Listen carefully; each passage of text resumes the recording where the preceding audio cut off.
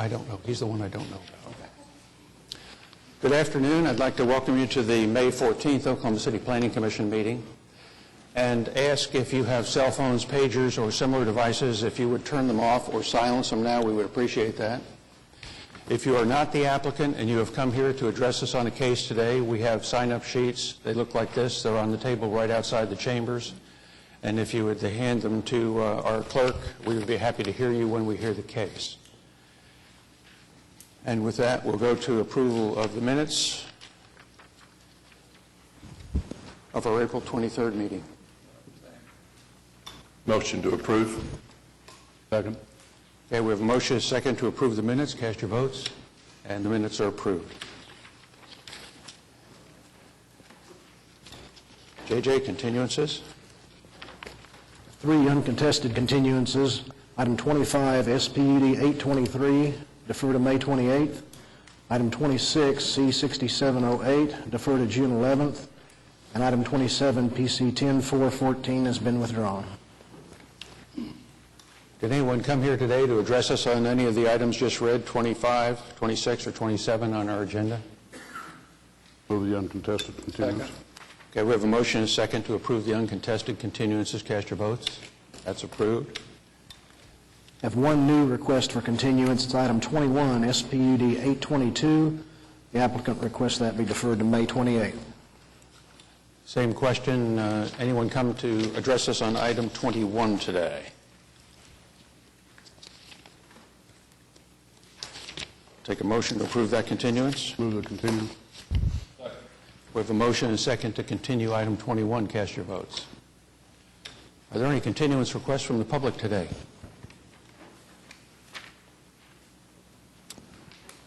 Hearing none, we'll go to the consent. Paul? Paul Lefevre, I represent the applicant on item number 17. That is SPUD 813. We would like to have a 1-month continuance to give us an opportunity to develop some landscaping and other plans associated with the site and to visit with the objecting parties about this. We've got a number of people who have come here to address us today on this case, and the site is not a new point of contention. You've been to the HP Commission and denied. Clearly, the people who are here are not going to want to see it continued. Commissioners, discussion? Mr. Chairman, I all for getting with people and resolving things if they can be resolved. Obviously, we encourage that every meeting. In this case, it appears that we have something that's been going on literally not for years but decades, and the applicant wanted to do that. It seems like they've had ample opportunity to meet with people. I don't see how landscaping this site is going to change its use and make that use necessarily appropriate in this particular case. But, we haven't heard the case yet. But, the history of this case makes me wonder how, I'm not opposed to a 1-month continuance if they can accomplish something, but I'm somewhat skeptical that that'll be fruitful. Any other discussion, Commissioners?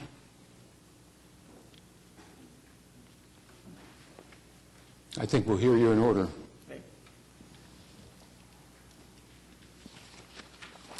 Consent docket? Consent docket today is item 1, PC 10416, application to rezone 1217 Northwest 5th to the I-2 district.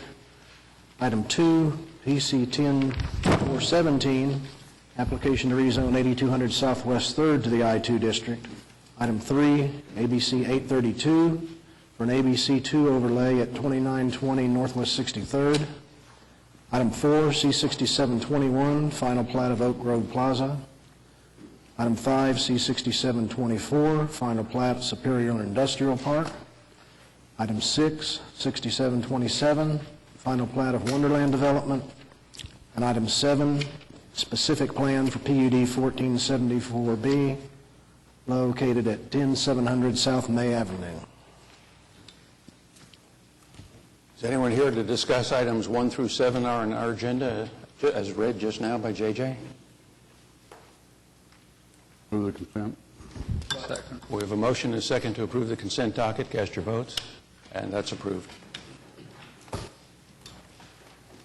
First item for public hearing is item 8, PUD 1576, application by Justin Rhodes to rezone 11201 South Sunny Lane Road. Good afternoon. Kendall Dillon with Craft and Toll, representing the applicant. And this obviously is a PUD rezoning application. The project's about 15 acres located generally a half mile north of Southeast 119th on the west side of Sunny Lane. The purpose of this rezoning is to allow us to develop a rural estate, single-family residential subdivision, maximum of 12 lots. The PUD dictates that the lots must be 1 acre plus. You get your architectural standard. And I think if you look at this general area, you will notice that we're very much in conformance with what's going on. We have a single-family, even though it's a city of Moore, immediately abutting us on the west, we have a single-family residential subdivision, about 3.5 dwelling units per acre that's being constructed now. As you go south, you can see the RA zoning. Those lots generally from our property line south are range in the neighborhood of a half to 1 acre lot. So I think we're in conformance, and like I say, we think it's a good plan, and I think there's 3 TEs we're in agreement with, so we'd ask for your approval. Jimmy, any comment? I have no problem with it. I still think that we're pushing the limit on wells, but he's got a good well report on plenty of water and quality and quantity. I think we're pushing the limits on septic systems. But there again, it is what it is. And I don't have any problem with the zoning at all. Okay. I just wished it was on city sewer and water, and I'm sure probably the developer would too. But and if there's no protest, No one signed up. I'll make a motion to approve. Now, I have a comment on the application, and I don't know that where this is. It says in the application, this is in the urban growth development area and is intended for standard industrial use. That's what the comprehensive plan indicates. And while we haven't passed the new plan. Wait, here, just give me that. We haven't adopted the new plan that has been in a process for 2 or 3 years. But I looked at what the current draft says where this particular property is, and it's clearly identified and designated as rural. It just flat rural without any kind of urban growth, without any industrial whatsoever. And I think that what the new plan is geared towards is to stop this growth in areas where there's not water. But I think that's really where all this comes from. And with due respect to the 2 or 3 years that has been going on, I was going to vote no, because I think it needs to be kept rural, just for the future of our water supplies, just for the future of everything, and what the new comp plan says. And that's my comment about this application. I just think that we need to kind of give respect to the work that's been done, and not refer to, well, I guess we have to refer to the comprehensive plan that's on that we're dealing with now, until the new one's adopted. But each time that we do something that's in opposition to the new comprehensive plan, we lose a little bit. And that's my comment about this application. Any other discussion, Commissioners? We have a motion. Do we have a second? Second. Okay, we have a motion and a second to approve item 8. Cast your votes. And it's 1, 2, 3, not approved. Continued. See you in 2 weeks. All right. Sorry, I've got the following items, so we'll just ask that it be deferred as well. Okay, we'll need a motion to continue item 8 and a motion to continue item 9. Cast your votes. And they are both continued. All right, thank you. I don't know who didn't vote. Item 10 is SPUD 820, application by Daniel Mercer, Coop Ale Works, to rezone 4745 Council Heights Road. Coop Ale Works, if you don't know, is a 6-year-old craft brewery here in Oklahoma City. We are the largest single-source production brewery in the state, and we recently moved a little more than a year ago over to an industrial corridor near Southwest 44th and Council. And what we are attempting to do here is either get we're filing for a SPUD because we cannot get an ABC overlay to sell 3-2 beer on site. Tourism in the brewing industry has become very huge. The number of breweries in the United States has tripled over the past 7 or 8 years. And all we are seeking here is an approval to sell 3-2 beer at a tasting room with limited hours on limited days to kind of increase the awareness of our brand and also increase tourism here in the state. Those are the basics. It's currently zoned I2. We have a residential plat to the west, which is the left up there, and currently it consists of a pond and several hundred geese and cattle grazing, and so that's why we cannot apply for the ABC overlay, because it's within 300 feet. So we're seeking the SPUD, and that's pretty much it. Second. We have a motion and a second to approve item 10. Cast your votes. Before we go to item 11, Kendall, stick around. I saw 6 votes on the panel. There are 7 of us here. I'm going to go to the heel of the docket later, see if we can rescind the earlier vote and see what happens. Thank you. Item 11, SPUD 821, application by Rand Elliott to rezone 1819 West Main. Good afternoon. Give us your name and address, please. Rand Elliott, 425 Northwest 15th Street. Okay. This is a site at 1819 West Main Street, and we're proposing to do a live-work environment on this particular site. And you're here because in industrial you can't live. That's correct. So And just to make that adjustment. that's correct. And so, in working with the zoning department, they've been terrific to help us understand what options and choices there might be to do this. And the solution was to do an SPUD, which allowed basically the zoning and the remaining portion of the area to remain as is, and this would be an exception in this particular location. Okay. No one signed up, commissioners. Rand, Yes, sir. in our staff report, I don't see a very detailed discussion about signage. It says if EMD signs are utilized, they should be level 1, but it doesn't specify height, that sort of thing. What are you thinking? I think it's following just the city standards. Well, I'm thinking that 4 stories tall and it almost looks like a sniper's tower. We're not going to have the EMD flashing from the top. No, sir, we're not.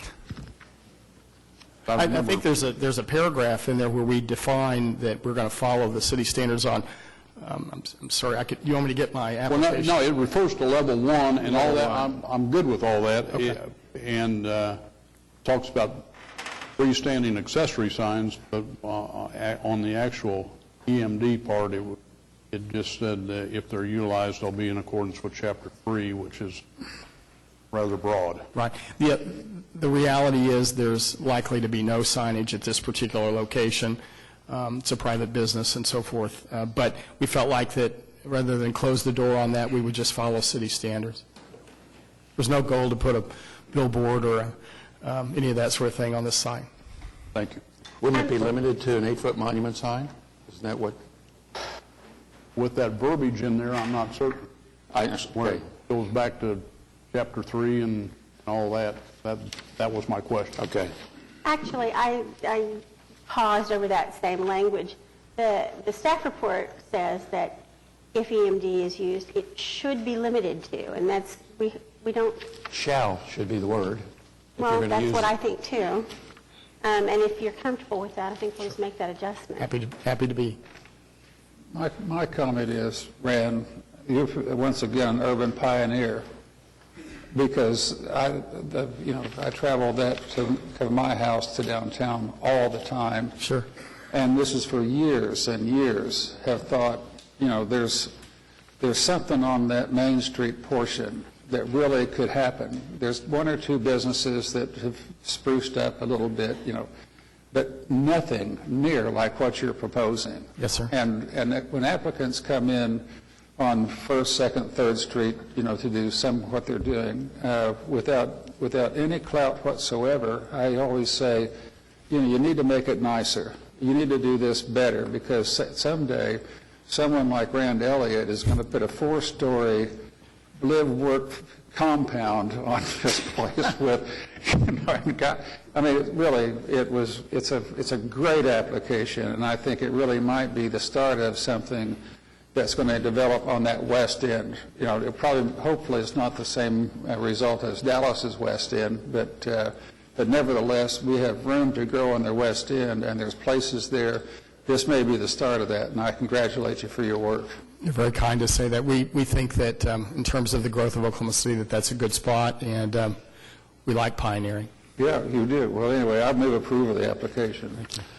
Let me make a couple language suggestions, Rand, and see if they're okay with you. Under Article 8.1 in the PUD, it would say, if an electric message display sign is utilized, it shall be limited to operation level 1. Because you really don't need 2 signs on that site. Correct. Or multiple signs on that site. Fine. I'm happy with that. Nick, are you okay with that?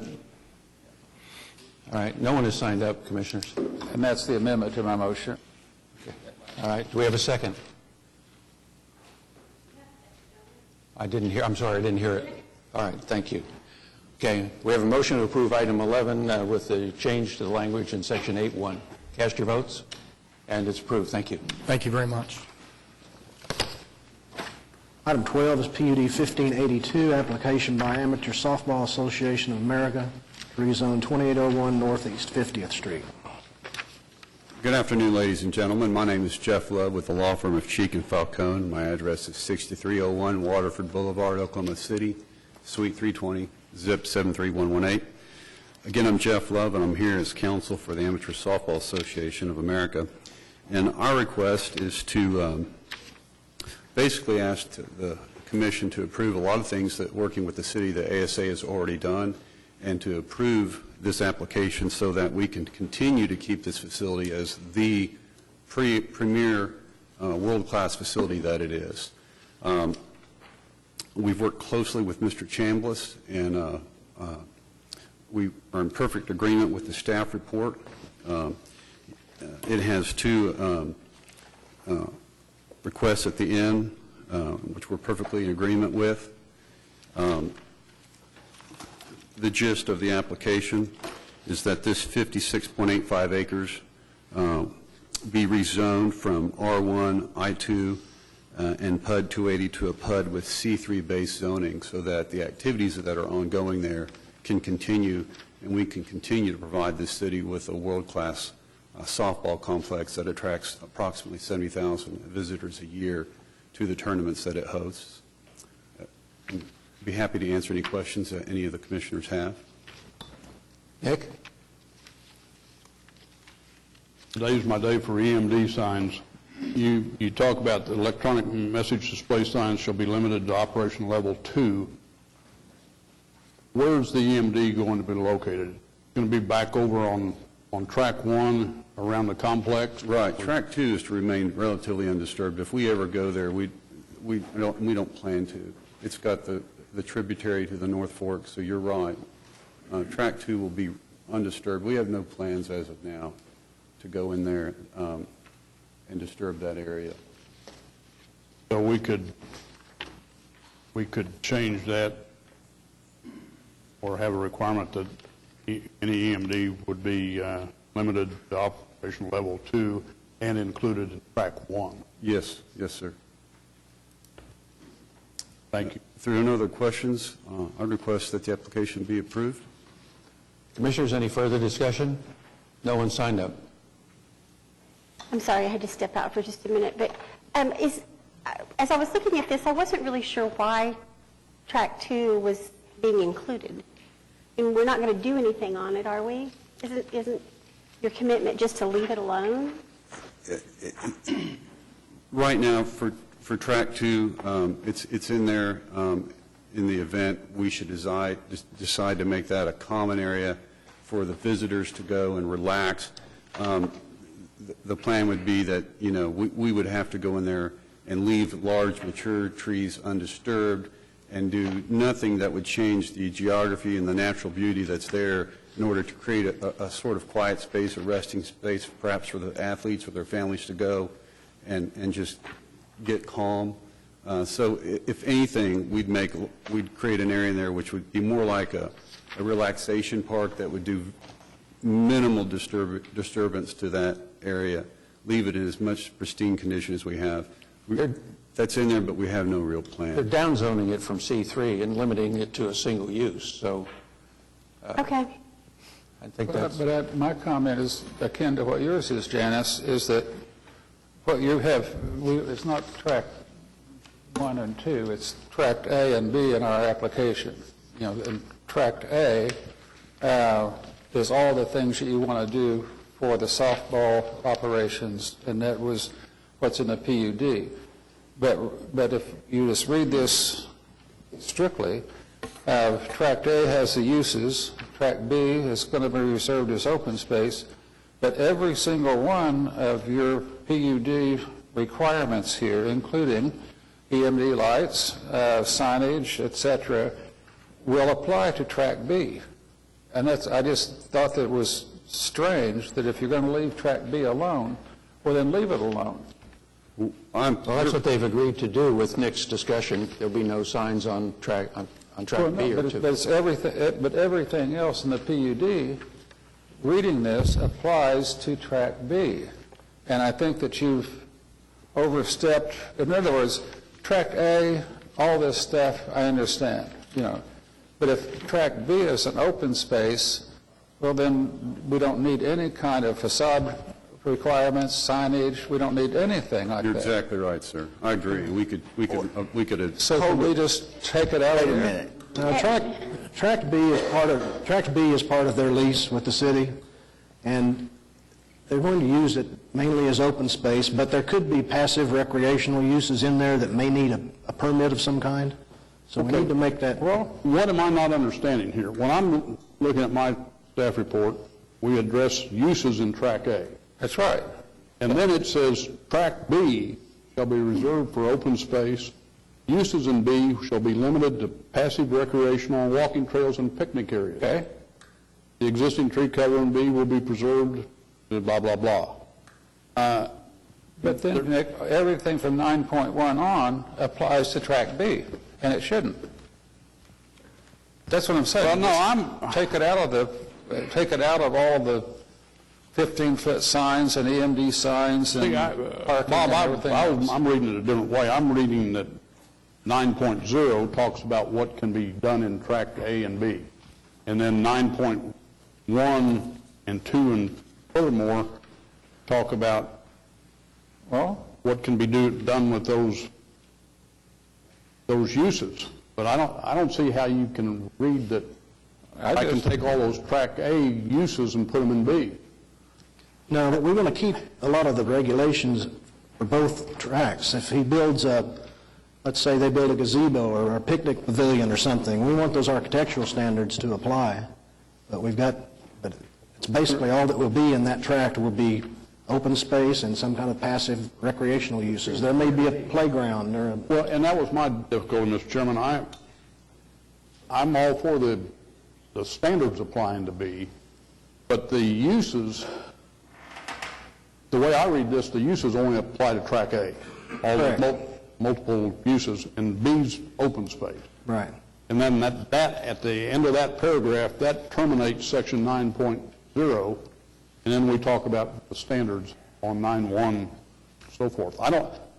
The way I read it, you can't put a dwelling unit mixed, for example, the first item on Track A, in Track B. Well, you could put a cultural exhibit. You could do all sorts of things. No, you can't. Passive recreational. Based on this, For open space, There's a gazebo.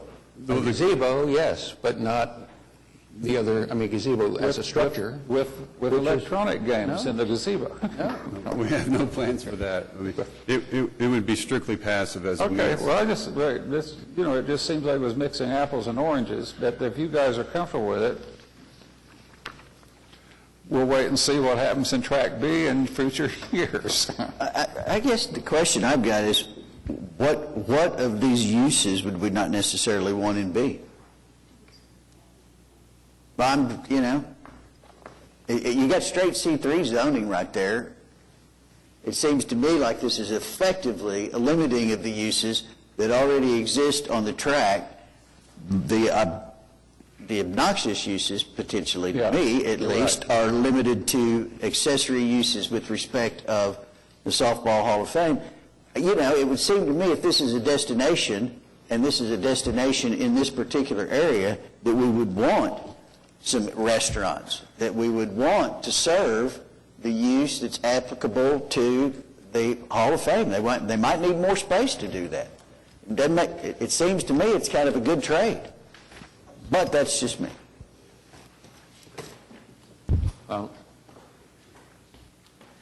It's limited as described, and it's a significant downzoning, so, but that's what I'm waiting for.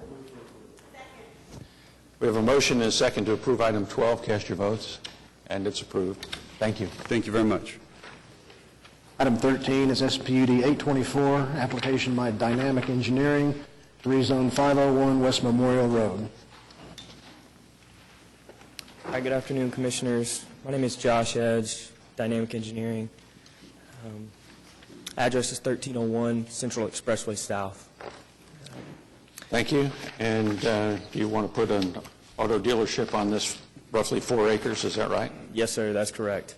This is the hard corner of Memorial and Walker. And as was mentioned, we wanted to do an automotive dealership. It's an area with multiple automobile dealerships along Memorial Road right across the street, as a matter of fact. The only thing I didn't see in my staff report was a limit on non-accessory signs, but I may have missed that. I think that's included under section, oh no, I'm sorry. 9.10 is the EMD signs. They're prohibited. I believe they're prohibited, Chairman. On this one, I'm sorry, Nick, I didn't mean to interrupt. Go ahead. I was just pointing out they are prohibited. Yeah, it just was a different format in our report. But you say you want to incorporate on the north side where the residential area is, you want to incorporate the existing 6-foot fence as a buffer. That's a lousy buffer for an auto dealership. Yeah. Yes, sir. And may I suggest that I've walked the site. The fence itself is in poor condition, I think. So a repair, maybe not a full replacement, but a repair to the existing board-on-board fence, and then providing a landscape buffer in addition to the board-on-board fence that is existing there. I'm going to suggest to you that a 6-foot stockade fence, whether it be repaired, brand new, or what, is probably not an appropriate buffer.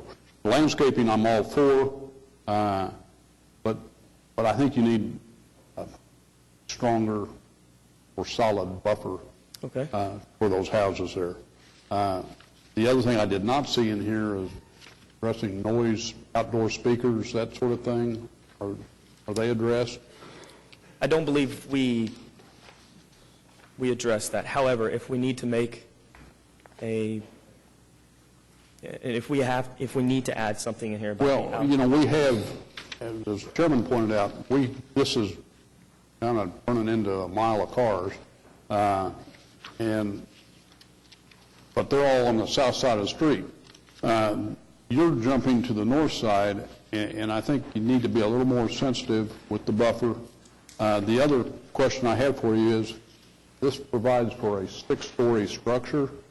I'm sorry? I don't know many 6-story dealerships. Oh. Why do you need to have 6 stories? I'm not sure that's... Well, I mean, Commissioner Powers and I were discussing, and we both agree. I think you need to do a little bit more work on this screening to the neighborhood to the north. Your lighting regulations are pretty light for a car dealership that abuts a neighborhood.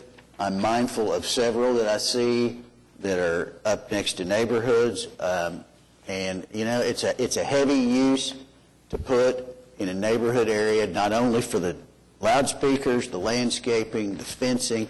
I can't approve it with just an existing 6-foot board fence like Commissioner Gales. You need to talk about the speakers and the noise, and I'd want additional landscaping back to the north, significant landscaping on that north side to screen that out. And again, I want some better features with respect to how you're doing your lights, because those lights stay on 24/7, 365. And so I think I think you need to do a little bit more work about how you're going to protect that neighborhood back to the north, because that's a very viable and existing neighborhood. And I can't support the application as it stands. It needs more work, personally. You may want to take a continuance of, say, 4 weeks, work with the staff, and come back with some new language in the areas that we've described to you. Okay. Yeah, that would be fine with me. Obviously, you've got the report in front of you, but we plan to meet all city criteria for lighting and spillover into the adjacent residential property. Well, our next 4 weeks from now would be our June 11th meeting, roughly. So if that would be acceptable to you, I suggest you get in touch with JJ or Lance Gross over there at the end of the... Okay. I'll take a motion. So moved. Second. We have a motion and second to continue item 13 to June 11th. Cast your votes. That's approved. Thank you. Thank you. Item 14 is C-6725, final plat of Mustang Ridge 2, located east of Check Hall Road, south of 44th Street. Good afternoon, Jason Spencer with Craft & Tull, here on behalf of the applicant. This is the final plat for the second phase of Mustang Ridge. It's located just to the west of Phase 1. It consists of 42 lots on 15 acres. It conforms to the preliminary plat, meets all the requirements within the PUD and subdivision regs. We are in agreement with all the TEs. Staff's recommended approval, and I would ask for your approval at this time. Commissioners, no one has signed up. We have a motion and a second to approve item 14. Cast your votes. And you're approved. Thank you. Thank you. Item 15, PUD 1577, application by Quail Springs Land Development to rezone 2628 Northwest 150th Street. Good afternoon. David Box, 522 Colcord Drive. Here on behalf of the applicant, also with me is Mr. Dennis Box and Mr. Tim Johnson. We have, we put this up, a PUD on a piece of property that will no doubt look very familiar to everyone on the Planning Commission. If you will recall, sometime a little over a year ago, there was a application, it's PUD 1523, on the site plan in front of you. And at that time, there was an application for some multifamily zoning. And at the time, several commissioners expressed if there were any other applications for what's left undeveloped up in this area, that there needs to be a comprehensive new zoning for this property, and no more piecemeal zoning would be accepted. And so that's what you have now. You have the balance of the undeveloped property now before you, and this is a case in which we have spent, I'm going to guess, 8 months meeting with all the various stakeholders. We first met with several planning commissioners. Their charge to us was go meet with the stakeholders. What this exhibit represents is 10 separate neighborhood meetings that we had with everybody that may have an interest around this property. What we found was, overwhelmingly, the neighbors were supportive. They were excited that something might actually be developed here, and we took careful attention with all the neighbors to make sure that our PUD was addressing any potential concerns that they may have. And so what we have now is a PUD broken up into 5 separate tracts, and I'll just touch briefly on each of the tracts. What we've done is, in tract 1, we've broken it up into essentially 3 separate tracts. You've got 1A and 1B. 1A being west of the existing road and abutting St. Elijah to the east. Within that tract 1, we have the tract 1A, or excuse me, we have the west 200 feet that we further restrict. So what we've done is in the PUD, we list out very limited uses that are permitted in that tract 1A, but then again, in the 200 feet, we strip out any of the uses that might be deemed to generate high traffic, that might be some sort of problem for the church. When you compare the PUD 1281, which is the PUD that's currently in place, to what's allowed within that west 200 feet, it's nearly identical. In 1281, up against that what's deemed a sensitive edge in 1281, there are 3 uses permitted. You have business support services, or excuse me, you have administrative and professional offices, and then medical services restricted and medical services general. All we've added within that 200 feet are adult daycare, animal grooming, business support services, and convenience sales. We have taken out the traditional C-store, and we've taken out the tattoo parlor that would be allowed within that use unit, and essentially limited it to a dry cleaning shop, a shoe repair shop, something very low impact like that. As we move past that west 200-foot boundary, then we get a few more uses, but still very limited. When you look at tract 1A, what you'll notice is there's only, I think, 7 uses. Now, I would submit that that is in keeping with and respecting the sensitive edge that was agreed to in PUD 1281, while recognizing that 150th has a lot of traffic, there's a lot of residential, therefore some element of use outside of office would be appropriate. As we go to tract 1B, we then open it up a little more. We have a few more commercial uses, but yet we still restrict what would otherwise be permitted. And in fact, in this section, in the old PUD, it was considered the northern boundary within 1281. Our uses proposed in tract 1B are significantly reduced from what the northern boundary would have permitted in PUD 1281. One of the other issues we faced is in 1281, you had these 2 streets that came up to the north to connect with 150th. Well, the one on the east did not line up with the neighborhood street north of 150th. So as part of this PUD, we will now line that up so that it makes more sense from a traffic engineering standpoint.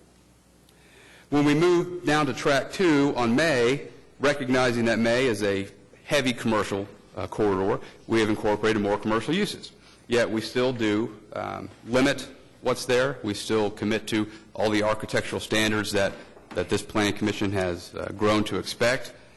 And then we go to tract 3. Tract 3 is, again, abutting St. Elijah, abutting some of the existing uses on May Avenue. And what we're left with in tract 3, because of the apartments that are right there in the middle, is kind of an awkward tract. And so as you look in your staff report at the uses permitted within tract 3, and you can find those on page 5 of your staff report, you'll see that it's extremely limited. You've got administrative professional offices, business support services, medical services, personal storage, and congregate care. Then in tract 4, we have, again, almost identical uses, but we add in some residential. We have an odd tract in that there is no frontage on any arterial. It's hard to believe that you're going to have 40 acres of office, and so we needed to have some flexibility. There is no multifamily element within this PUD. The protest letter you received references an increase in the intensity of multifamily. There is 0 multifamily within this PUD. That was one of the first things we told all the neighbors, and that was one of the things that I believe gave the neighbors a lot of comfort as we moved on. But what we've committed to is if there is a personal storage use in tract 3, it's no longer permitted in tract 4 and vice versa. If you have personal storage in tract 4, it would not be permitted in tract 3. Our goal was only one use, one development for personal storage, but there is likely some tract on here that would make sense. We believe it might make sense in this piece right here. You've got this very awkward tract that lies between 2 developed areas, and because of our limitation on the width of that tract, there's not a whole lot we can do with it, but like I said, in an effort to make sure that we didn't have a sea of personal storage, we have limited it to just that one development. Then as we move to tract 5, what you'll see on that exhibit, which is the same one as I have here, is you'll see a plat laid out. This is a plat that's next on the docket. It's not my client developing it. It's already under contract, and it's been under contract for quite some time, waiting for this PUD to come along. That tract was included in this PUD because some roads that were contemplated under the 1281 Conceptual Development Plan are no longer warranted by the traffic study, no longer desired by any of the stakeholders. So we've included Tract 5, but it is worth noting that Tract 5, from the use, the density, and everything you see, would have been permitted under the old PUD except for that one street, and it was included for that reason.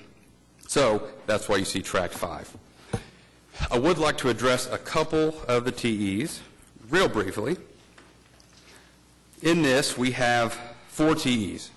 We do agree with 1, 2, and 4, and in TE number 3, we are in agreement, but I do need to note that the last sentence in TE 3, that being, quote, platted building setbacks shall take precedence over base zoning districts, that should only apply to Tract 5.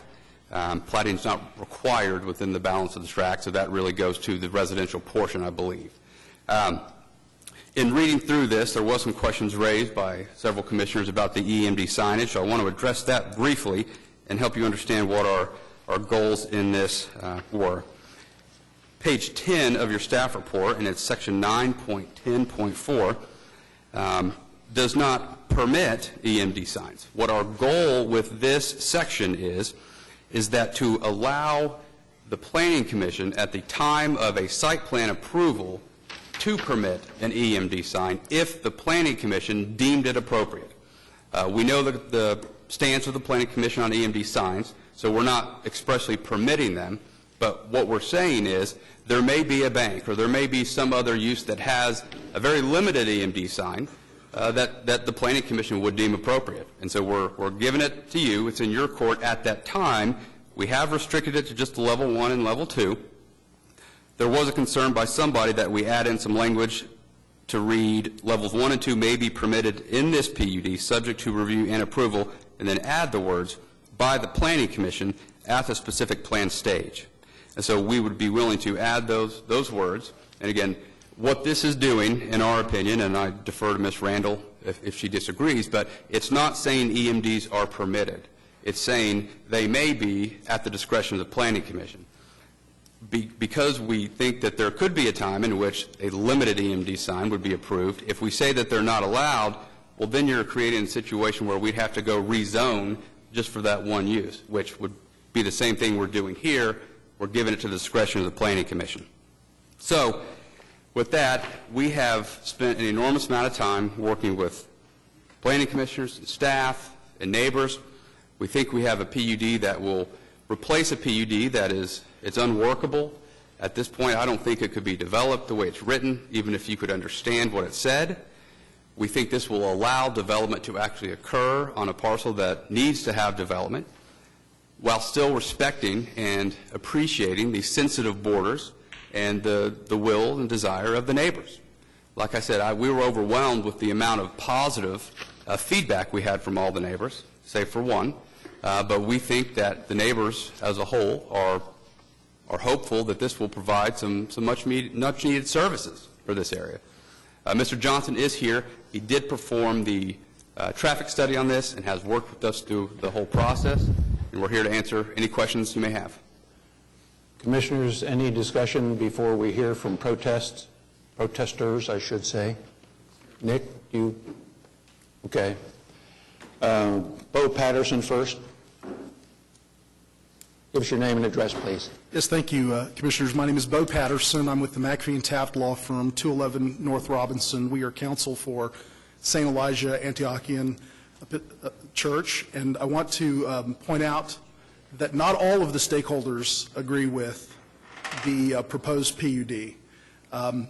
Council mentioned to you that you were here 12 months ago on one of the other PUDs that addressed multi-unit families. We were here almost exactly 24 months ago, and then again 48 months ago on PUDs that were proposed to change the zoning for PUD 1281. And each time, the issues were the same, and they remain the same. And what they remain the same with respect to our client is uses. Now, I will point out and concede that PUD 1577 is an attempt by the developer to take greater strides than were taken in 2013 and then prior to that 2011 by a different developer in developing this area.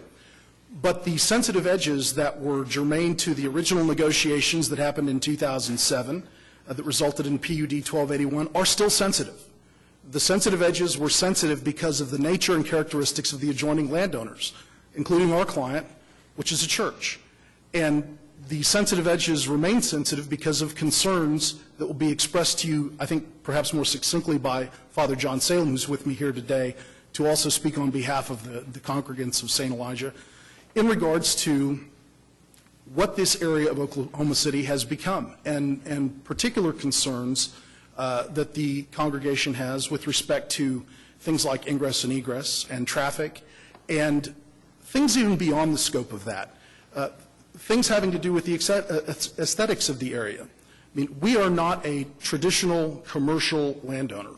We're a church, and we have particular concerns that relate to the uses that adjoin us and the future use of land area that adjoins us that are germane to churches. And Father John will speak more particularly to that. We recognize that the developer has made significant efforts to try to address some of the original concerns, and they have. And they've reduced some uses that were originally proposed that we objected to. We gave them a detailed idea of the things we could agree to in a letter that we sent them April 9th, which was appended to our April 17th protest letter, and we're still willing to agree to all of those things. What we don't want is commercial uses that will bring more vehicles, more traffic, additional uses that are outside the scope of what was the carefully negotiated parameters of PUD 1281, which would have allowed for office use and also residential one uses. But I'd like to have Father John speak particularly over the concerns as they relate to the parishioners at St. Elijah, if I could cede the floor to him. Let me ask you one question before we do that. Yes. What is the zoning on the eastern portion of your property, meaning the churches? Right. So that portion fell within the sensitive edge zoning, the western sensitive edge, which was zoned for O2, Office 2. That would include the administrative professional buildings, and R1. It is not zoned for the higher impact C3 uses that were originally proposed, and some of which have been rescinded by the developer, but many of which remain in the proposed PUD. And in particular, none of the churches' real estate is zoned C3? That's my question. Yes, that's my understanding, that property is not zoned for C3 use at this time. Okay, thank you. Go ahead, Nick. To be clear, Mr. Chairman, we're talking about the 10 acres that the church owns on the east border of the church that comes up to the east side of this development. Oh, I'm sorry, I thought you were talking about this here. No, I'm asking about the church's property. He's asking about that 10 acres. Sure. And I believe, I'm not going to speak for the chairman, but I believe at our previous hearings, during the protest, it was pointed out that that land was in the original PUD that allows very high intense C3 uses. And the church was quick to say, well, we would never do that. And it was pointed out, well, you know, if you would never do it, perhaps you would like to rezone that land to something more compatible with your beliefs. That hasn't happened. So it's sort of making your protest now that they've watered this down. I understood your protest before because there were some things in there that I didn't think were necessarily compatible. But now that they've toned it down, frankly, with your existing zoning, your protest seems a little disingenuous. Well, the zoning of the church's 10 acres was never included in the original PUD. I don't know if that was because that was zoned prior to adoption. I believe that zoning is in the original Whale Springs PUD that Bill Atkinson did way back when, okay? And it allows for virtually everything. And again, we talked in depth about that before, and yet you guys have had all this time and you haven't done anything about it.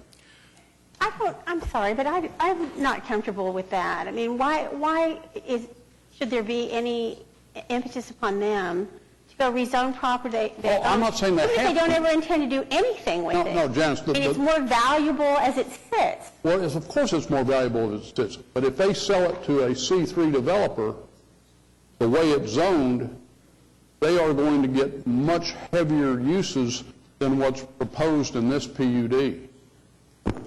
I get that, but they haven't intended, haven't shown that I'm not saying they have to rezone it or they even should rezone it. I'm saying it's a little disingenuous to be sitting on big-time, high-volume C3 land and then protesting C3 next to that land that's watered down. The reason, Commissioner Gels, why we don't see it that same way is we're not a real estate developer. We're a church that acquired that property prior to. No, I understand. You've had that property forever. I understand that.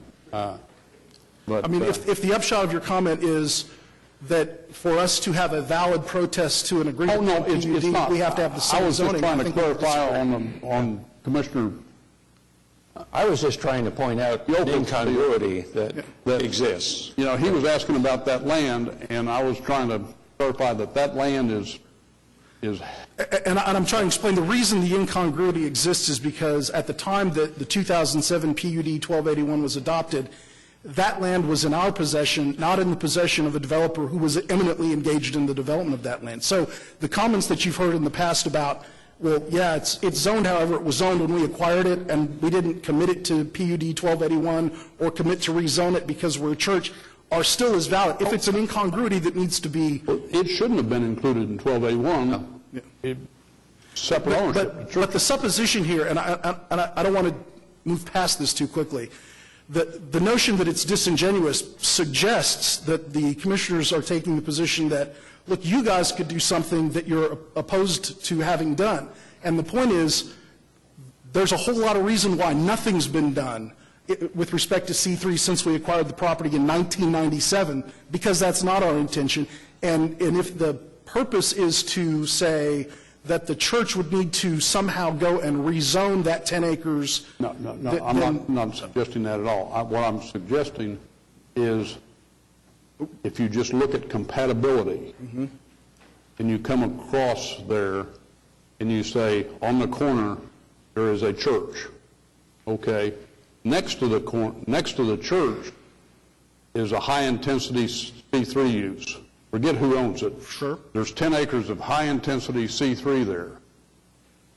Next to that high-intensity C3, there is much lower-intensity C3 that the corner church is objecting to because it's too intense, and yet the 10 acres in between is much more, potentially much more intense. What I'd like to do then that I think would address your concerns is allow Father John Salem to talk about what the intended uses for that property. I don't think it needs to be addressed. I'm just trying to clarify that. Where I'm going with you from a common sense standpoint is the church owns that land. Correct. I doubt very seriously the church is going to decide they're going to develop that into an adult entertainment facility, for example. I would think it's probably more suitable for a school or something like that. I'm not going there with you at all. But what I'm saying is if you're just looking at the zoning, it's somewhat hard to buy into the deal that this high-intensity C3 is sitting here and that somehow lower-intensity C3 next to it is not compatible. But to extend that to its logical conclusion, if the church does in fact use that property and develop for a school, that incongruity that you've identified would cease to exist. And that's why we as commissioners, I believe, should be looking at this application as saying, if that should happen, are these uses that they've outlined in this 200 feet inappropriate, for example, to be next to a school? And, you know, everybody's going to have a different opinion on that, but I believe that's how this commission is looking at that. And in addition to that, nods up and down the horse. I think in addition to that, what we would say is appropriate not just from the standpoint of congruent uses. I mean, we're talking about the liquor store next to the school, but also appropriate from the standpoint of the amount of additional traffic that having the school there would put in that area, which it would be zoned to do. Then next to that, having commercial areas that would, I mean, for instance, a Starbucks. That's one of the uses that has gotten lip service over and over as it's gone to the different areas. And when that was presented to us, of course, the parishioners and the leadership at the church looked at that and said, that's one of the highest impact uses that you can have. People coming and going to get their coffee and driving through a drive-through lane. Now, it's not enough to suggest that, oh, well, we won't put that in the 200 feet immediately adjoining your property, because our view is anywhere in the Tract 1A that was otherwise zoned in a way that wouldn't allow that to begin with is creating additional traffic concerns. But again, I'm not the best person to talk about that. I don't go there every day. It's not my church, but I would like Father John to speak directly to that point, if I could. That's fine.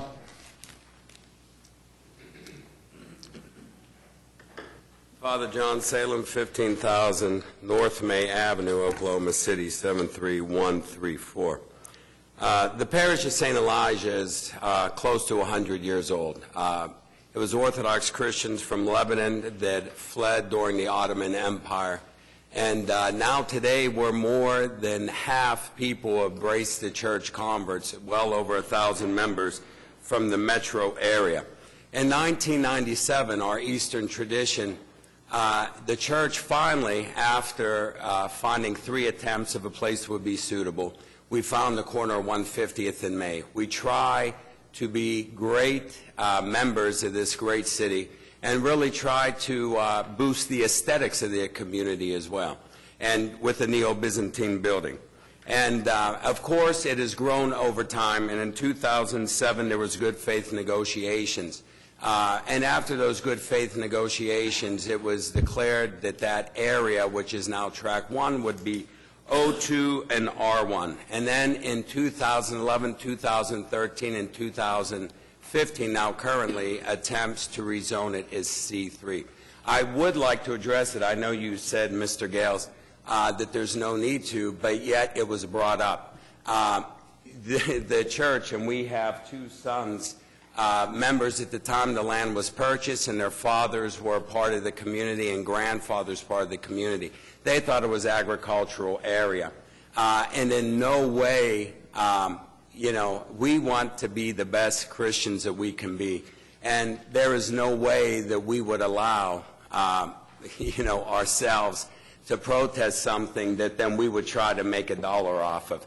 We truly, our intent is for that. We have a Mother's Day out that is at full capacity. Many of the people want us to turn it into a full-time school. That is one of the intended uses, and a retirement facility or a retreat center. So that's why we are worried about the commercial usage. In no way do we not want this to be developed. We do know that for the city needs taxes. We want things to be there. But the church is frustrated in the sense of we had good faith negotiations, and people just keep coming back and back and back, first and foremost, until it is done. But here's their problem now. The traffic. When we try to make a left-handed turn from our parking lot onto 150th, or onto May Avenue, it is impossible. So we have 2 entrance exits on the 150th side.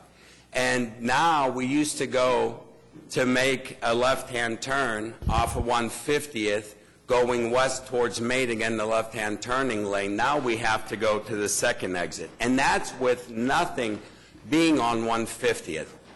The garden at Quail Springs Ridge, their neighborhood association, they have come to me, and they do have some concerns. They might have not filed a formal protest, but they have not signed a letter of endorsement.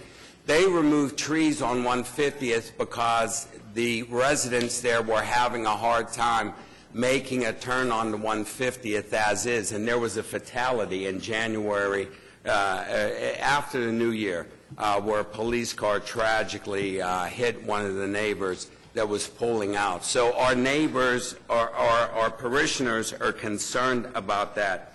Our Mother's Day Out is towards that end as well. And we realize it's not that we're against the sale of the land, but they can sell it as is. We know that it gives greater value if it's C3. I just got an email from Todd Kernke of Smith Kernke Funeral Home, and he said that it would be okay for us to use his name and say, in a sense, we have the same intentions as well. After a meeting, Mr. Box, he did come to the church and presented the PUD to us. But after the meeting, representation from St. Augustine and Smith Kernke didn't realize those retention ponds were going to be turned into C3. So they were concerned about that. They didn't understand that during the presentation. I just got off the phone with Quail Springs Baptist Church, and I asked them if they were aware there's a meeting. They said no, they're outside of 300 feet. Were they addressed by representatives of the landowner? They said Mr. Box met with them, wanted them to sign an endorsement. They said they couldn't with the information. But that was presented to them, and they didn't realize the meeting was today. So where we're at, we want to be good neighbors. We've asked for some restrictions just because we have the children. The mothers of the children are a little bit nervous in the sense that there was already a fatality, as well as our parishioners. So we look forward, and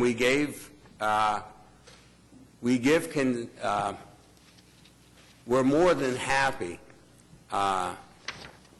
to strike some kind of deal that would minimize the uses. But then the other concern is, what happens if they sell that land? And then will the people that buy that land, will they want to rezone as well? So those are our concerns, and we thank you for your time and your consideration.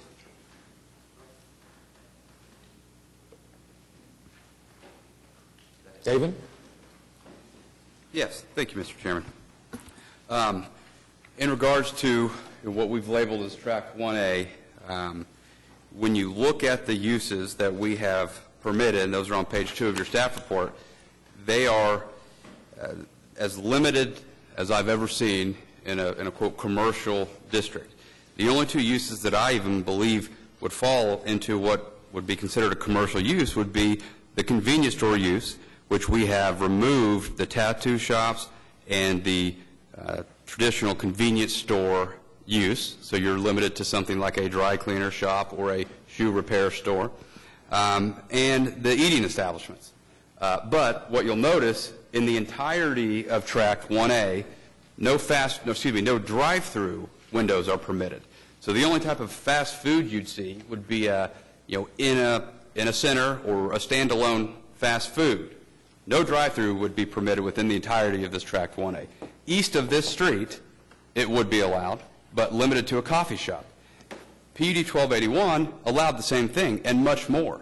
1281 from east of this road on is considered the northern border zone. And the northern border zone has a significant amount of uses. It actually allows automotive repair, full retail, every eating establishment. So what we have is significantly, we think, less intense. We do add some uses that weren't permitted in 1281, but again, very limited. We did meet with Quail Springs Baptist Church, me, my client, Mr. Johnson. They asked, what do you want from us, if anything? We said, if you want to submit a letter, that'd be great. There was never a, no, we're not going to submit that. We left, we gave them all our business cards, said if you have concerns, comments, questions, positives, give us a call. We never heard back. So to imply that we begged them for a support letter and they refused, I think is incorrect. Regarding traffic, Mr. Johnson did do a traffic study, so I'd like him to come address the commission. David, just one observation going back to Tract 1, just so everyone remembers what we were looking at in the earlier 1281 PUD, we had conceptual plans, which was we were going to see we get what we were going to see what we get or get what we saw in those conceptual plans, and the design was for not a whole bunch of separate buildings along that strip, if you recall, but they were going to be contiguous buildings with shops within them and with an architectural style that was consistent throughout the PUD. So the appearance would be different, even with the additional uses that have now been eliminated. It would have looked and functioned differently than this could. Yeah, that's correct. You know, the old plan had high-rise hotels and bodies of water and amphitheaters. And I'm talking about track one. Oh, and I'm just, yeah. Overall, there are certain things that were there that you're not going to see here, and architectural styles that were very specific that you may see, but you may not. It's not required. You're correct. I only pointed that out because the focus of the discussion has been track one. Sure, sure.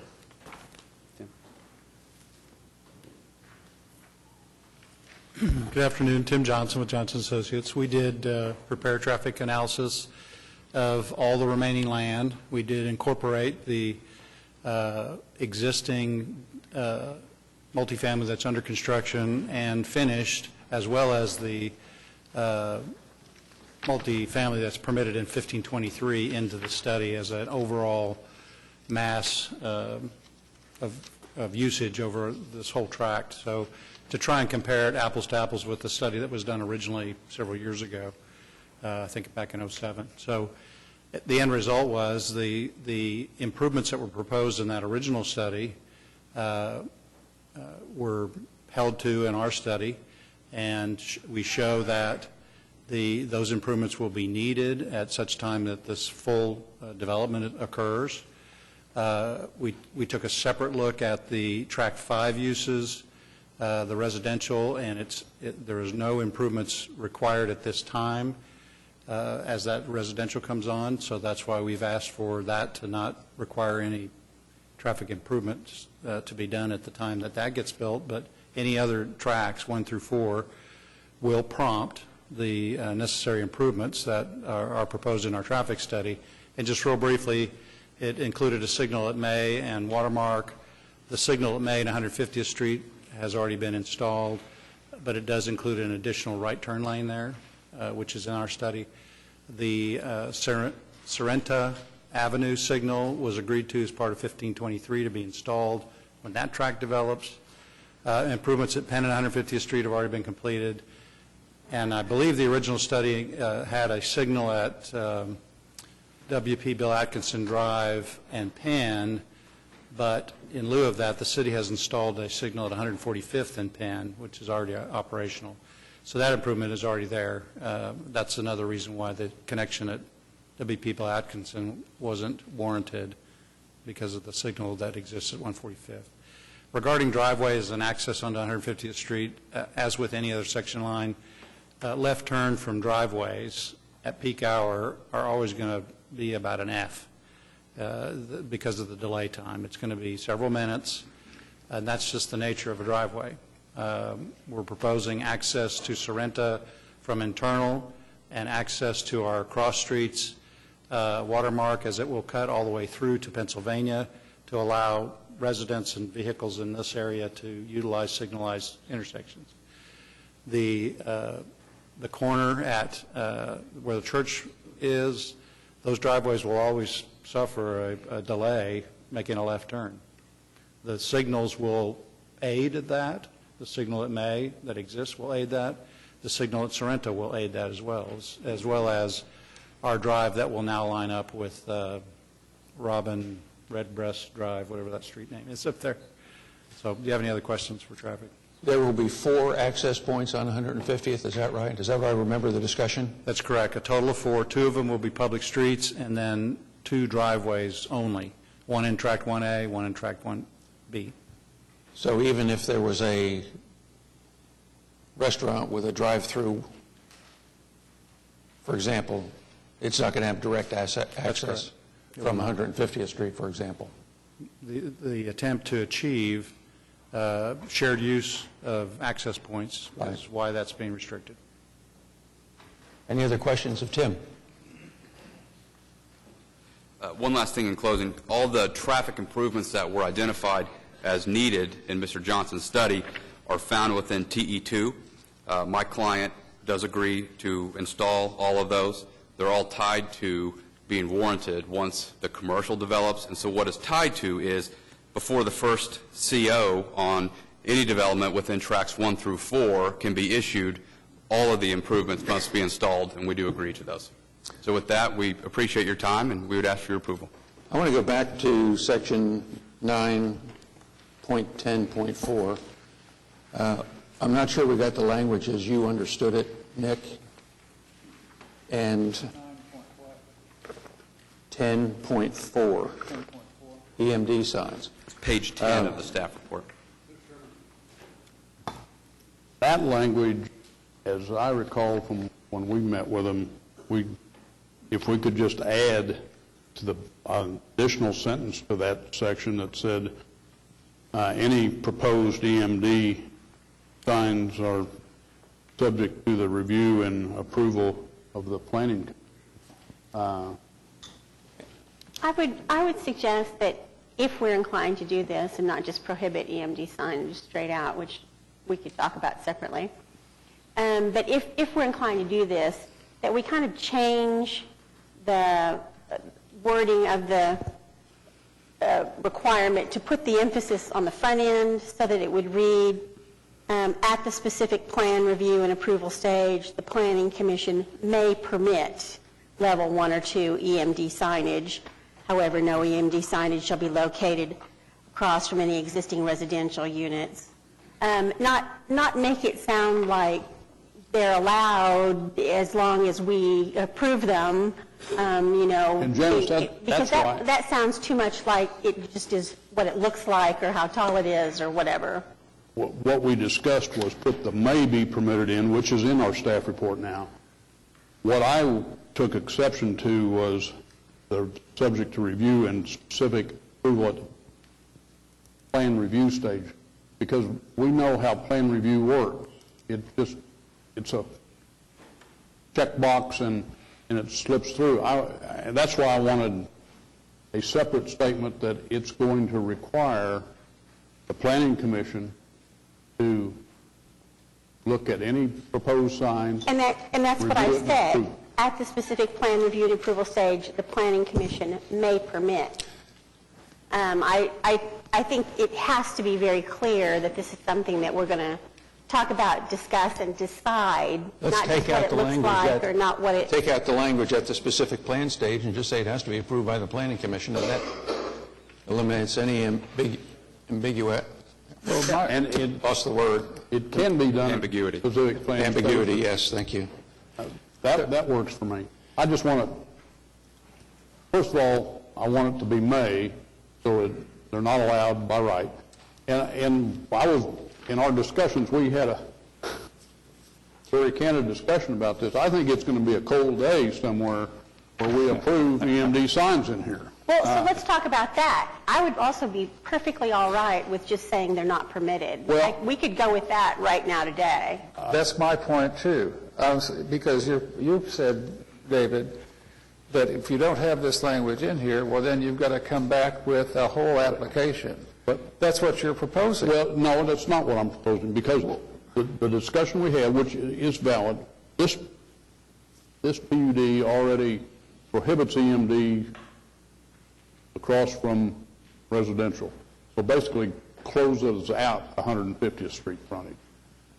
The applicant made the valid point that within the interior of the PUD, there may be appropriate places for EMD signs.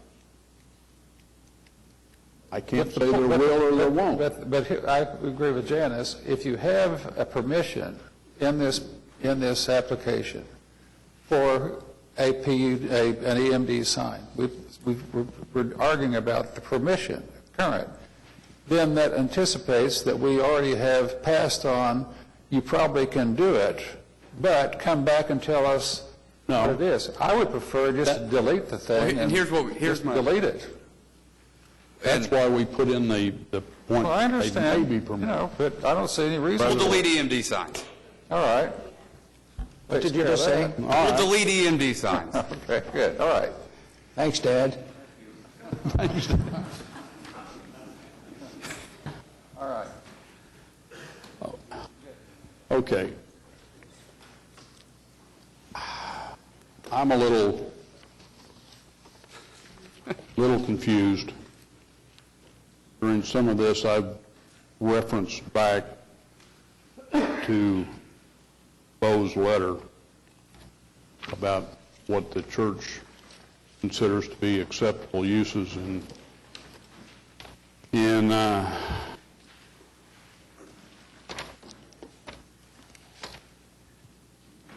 track 1A, and I've compared it to what the applicant has here, and the applicant pretty much has everything that you have in your letter, Bo, with the addition of business support services, animal sales, the eating establishments further limited by those limitations that he discussed, and personal services general. And so I guess my question is, and I don't know, maybe I should ask the applicant why they're so strong on having those, but I'll ask you, why are you so strong on not having them? Why are those so offensive to the church?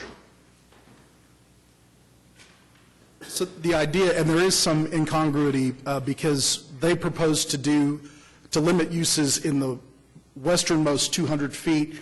The letter that you saw from us was our proposed changes to them, to the language in their PUD, so we increased that to 400 feet. Right. And so I understand we that. increased the buffer zone. But the upshot of it was that we looked at uses from the standpoint of what might be viewed as sort of neighborhood-based, community-based uses. And those were uses we were amenable to approving. And those fell out, and that standard fell outside of the proposed uses in that portion of Tract 1A. And if I could, what I can tell you is, based on, and the easiest way maybe to do this would be to compare the staff report with those uses that we identified in our tract, and maybe the thing that's throwing us off is our reference to Tract 1A is not the same as their reference to Tract 1A. No, their tract is 200, yours is 400. Right. I fully understand that. But in their 1A, they have personal services. General. As zero in the first 200, and then personal services on.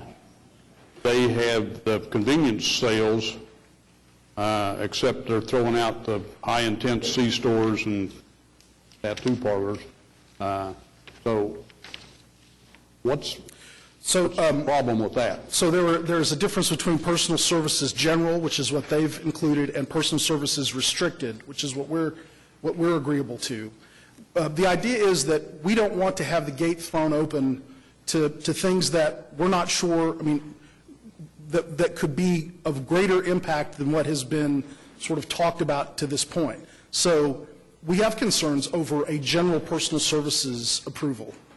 We have concerns over, Let's stop there. What's the concern? What's offensive in general personal service? It's not the nature of the service necessarily as much as the idea that, for instance, the beauty salon service was one that was discussed that we had an opposition to.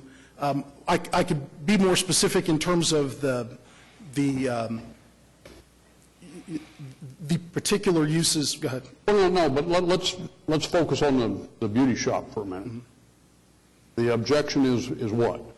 The commercial nature of all of these uses are the general objection. The idea is that any use that is a C3 use is likely to drive more traffic to that area than we're amenable to. Okay, so the issue is traffic. It's traffic, it's overall usage of that area. Okay. Now,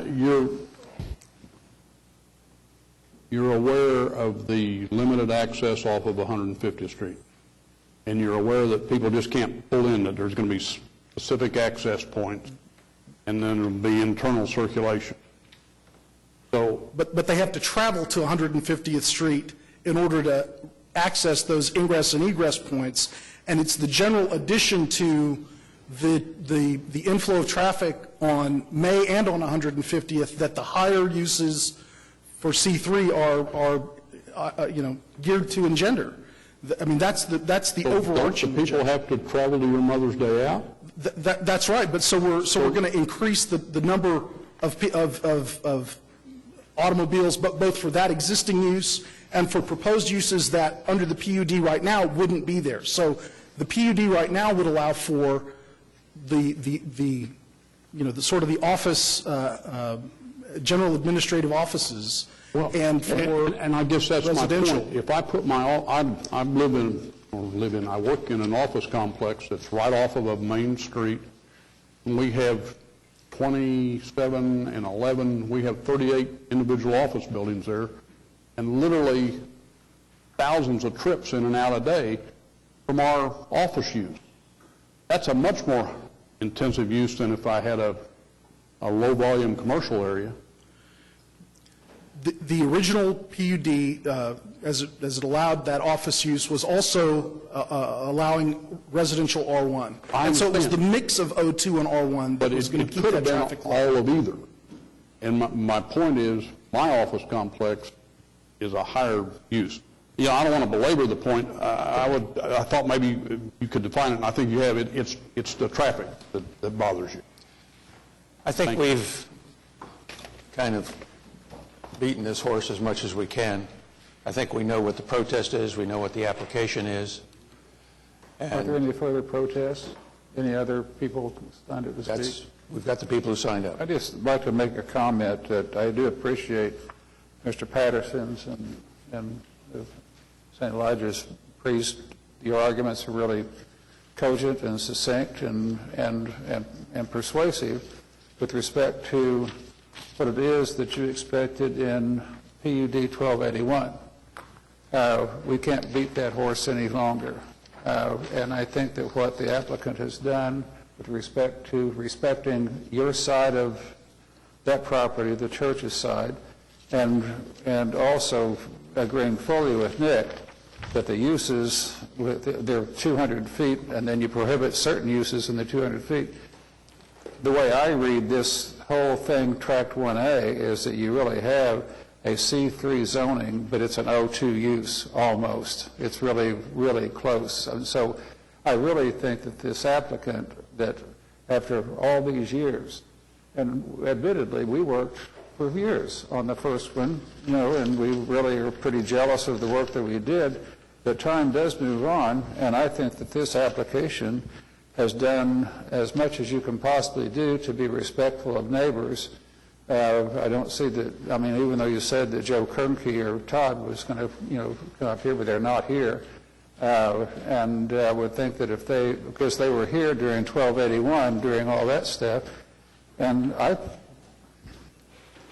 that's my comment about this application. I'd move approval of it.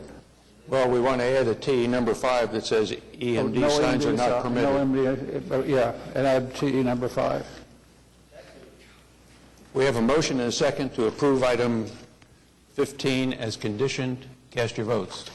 And it's approved.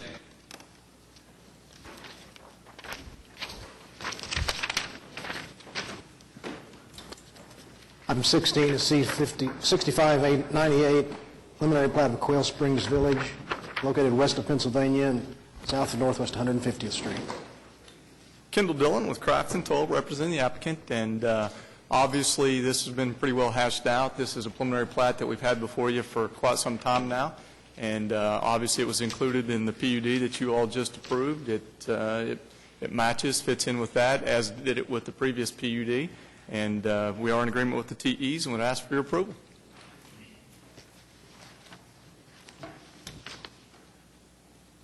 After no one signed up, commissioners, on this item. Prolonged deferrals and much ado, we finally hear this and move approval. We have a motion and a second to approve item 16. Cast your votes. And it's approved. Thank you. Item 17, SPUD 813, application by GEF Investments to rezone 112 Northwest 15th Street. Paul LaFever, representing the applicant.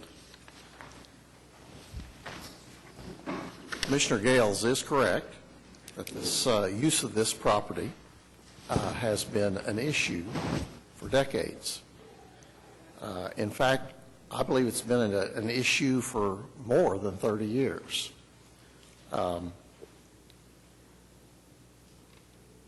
It would have been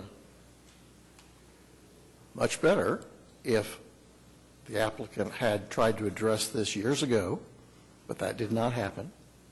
And here we are today. Now, the applicant owns just south of this little tract, has their offices on a C4 property, Yellow Cab folks. They utilize this lot, and we'll talk about what they do with it here in just a moment. Now, when I interview them, what they report to me is that when they came to this location in January of 1984 is when they purchased the office site, and they report that they leased this little tract at the same time. And at that time, it was a paint and body shop operated by the car dealership next door. If I remember correctly, I think that was Jack Robbins Porsche Audi dealership there. It was. If that's so, the Conservation District overlay was granted 6 months before my client purchased their office property in June of '83. So I think it is correct that this property was improperly being used commercially some years even before that. Now, whether my client should have known, should have been more sophisticated, should have figured this out, perhaps yes. But when they leased this property, it had been used as a paint and body shop, certainly commercial, and so they assumed incorrectly that they could operate their little business out of here also. Now, you know, Oklahoma City was a quite different place, or in the downtown area, 30 years ago when these folks moved in here. And it's been wonderful, all the progress we've made downtown, and certainly in years to come, we all hope that this area continues to improve.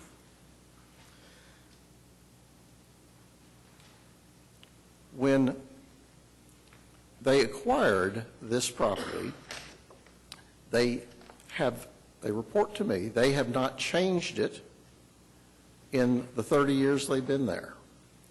That what they do with the property is there's a little shop on there that used to be the paint and body shop, and when they purchase new vehicles, and all their vehicles are owner-operated, but they purchase the vehicles and operators periodically purchase them from them.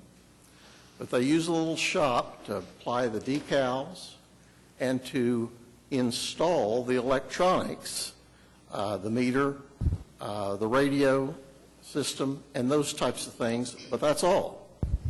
There's no cabs staged out of this area. A percentage of the operators are foreign citizens, and when they go home, it's typically for a month or more at a time, and the applicant has consistently given them permission to park their cab there while they are gone out of the country or out of state for those times too. So that's part of the vehicles that may be parked here from time to time. The objections to the site, and I can fully appreciate the good people in Heritage Hills East wanting to improve their area to the extent possible. I have no objection to that at all. My client would like to be a good neighbor. Perhaps there are some difficulties that could be addressed here. But let me go through a number of the concerns addressed by Mr. Ice in his objection letter of March 29th and try to be responsive and generate some discussion here. Now,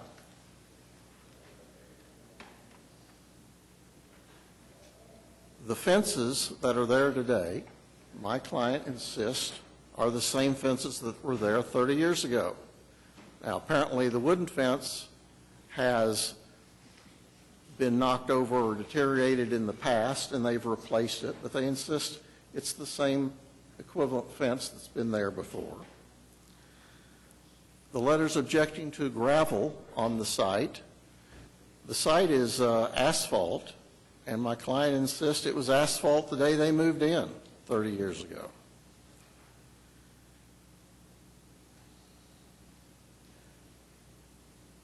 Indeed, there is a dumpster on the north end of the property in the right-of-way, which is just horrible. That's not my client's. That's the R4 apartment operator next door to the west. He continually puts it on my client's property. My client has tried many times. I've been involved trying to get him to move it. We've had Waste Management move it, and it was put right back a day later.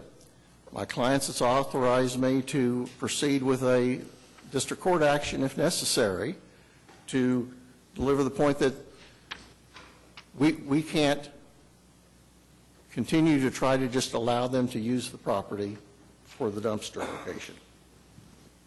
Now, the letter expresses concerns about the 24-hour use of the property. I don't believe that that's correct. Certainly my client insists that that is not correct. It would be wonderful if we could figure out some solution to allow Yellow Cab, who's been a good corporate citizen, provides a good service for Oklahoma City Public, if we can figure out how to allow them to continue to operate from this location. The SPUD that we're proposing does not alter the existing R4 zoning. What it does is essentially provides a grandfather provision for this storage of vehicles use for such time as the Yellow Cab continues to utilize it, and then immediately it reverts back to the R4 that it properly is. Now, I understand that facts are different for every case, but if you look on your site plan here, you'll see immediately to the east of my client's property, there's a little R4 track that fronts on Broadway. Approximately a month ago, the City Council approved a rezoning for that to C4. Now, I understand that every fact pattern is different, but they had a similar problem to what my client's facing. I have heard much criticism about a history of citations. I have endeavored to do some considerable research about that. I've been to the Action Center. I've interviewed folks at the zoning department, spoke with one of the older enforcement personnel of what he remembers of this site, etc. I do have a printout here. What I believe to be correct is that there has been, over the years, and I can find things back to 2009, where notices have been given that the use was inappropriate. I also see a notice about the dumpster. I cannot deny that my client has improperly used this for 30-plus years, or 30 years. But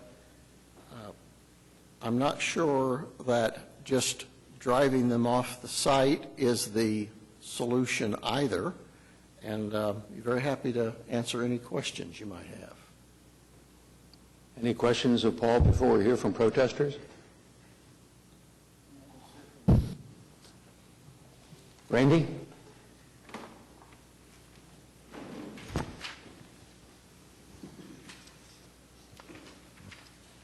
I'm Randy Ice, President of Heritage Hills East Neighbors Association. You have my letter. My address is 119 Northwest 19th Street, Oklahoma City. You also have letters from Heritage Hills and Mesta Park, other neighbor associations in this same area, all in the historic district or historic preservation or historic landmark district. This property has been a long-term problem. We have tried to address this through code enforcement. The zoning, residential zoning on this goes way back to the 60s, at the very beginning of Oklahoma City zoning. This has never been anything but residential property. All right. We have, this owner bought this property in the late 90s. Okay. Maybe they rented it before that. I have no idea what was going on before that. The fence is in poor condition, but it's a wooden fence. I don't think wooden fences generally last 32 years. I think it's been replaced along the way as bits and pieces disintegrate, and they just put it back up. It violates the UCD on fencing. It violates the UCD on parking. The UCD predates even the applicant stated a time when they say they started using it. The use has not been appropriate. And the neighborhood has been fighting this for years. As you well know, you turn in a complaint to the code enforcement people, they issue a citation, people stop doing things. And then, as soon as the heat's off, they start up again, okay? There's residential structures on both sides. It's a taxi parking lot, all right? Maybe they're parking employee cars there. Maybe they're not putting taxis in and out, but there's traffic going in and out of there, and it's not appropriate 5 foot from somebody's bedroom window. Randy, do you recall when the car dealership left? I do not. 14th Street? I do not. It was vacant for a period of time, between the extended period. So there was a time when it wasn't used by anybody? Oh, yes. It was just totally vacant. Okay, well, that's part of what I'm interested in terms of a grandfather question. Okay. Sherry Pemberton? And since there are two more of you, I'm going to ask for new information rather than telling me the same thing 3 times. If you'd pull the microphone down and give us your name and address, please. Thank you. Sherry Pemberton. I own the property at 110 Northwest 22nd Street. A couple of things that seem to have been sloughed over are the phrases automobile and equipment storage, automobile and equipment cleaning and repairs, light equipment. It actually means a whole lot of things that the average person doesn't deal with and doesn't understand, especially with a company that their work is automobiles. They're going to have to clean their taxis. They're going to have to tune them up. This is what this will allow: tune-ups, solvents, cleaning soaps, jacks. We've got light equipment, so we've got jacks to raise the automobiles. The 30-year thing that keeps getting bounced around, we weren't here, I wasn't here 30 years ago. 20 years ago, I have to claim I was here. But there's, as you know, all of the districts in Oklahoma City have changed in 30 years. People suddenly realize what's going on, and so we have to rally to save them. The HP stated in their staff report that citations have been issued through the years, but nothing was done. So we don't have anything to do with that. You know, somebody along the way possibly could have done something, but that's not our responsibility. That's the city's responsibility. It's just kind of passed by. I'm also concerned about the access from the adjacent alley. We're going to make a street, basically, where there was no street in the middle of the block. Access from adjacent alley to east and from 15th Street, and that's going to create a roadway from 15th to 14th. So I'm concerned about that. A lot of young people are moving into Heritage Hills East, a lot of young people, professionals. They've got their kids in Wilson Elementary School, and they're concerned. They're changing the atmosphere of Heritage Hills East. We're not just a buffer between Broadway and Heritage Hills anymore. We're a viable district, and we'd like to be recognized for that. Thank you. Thank you. Debbie?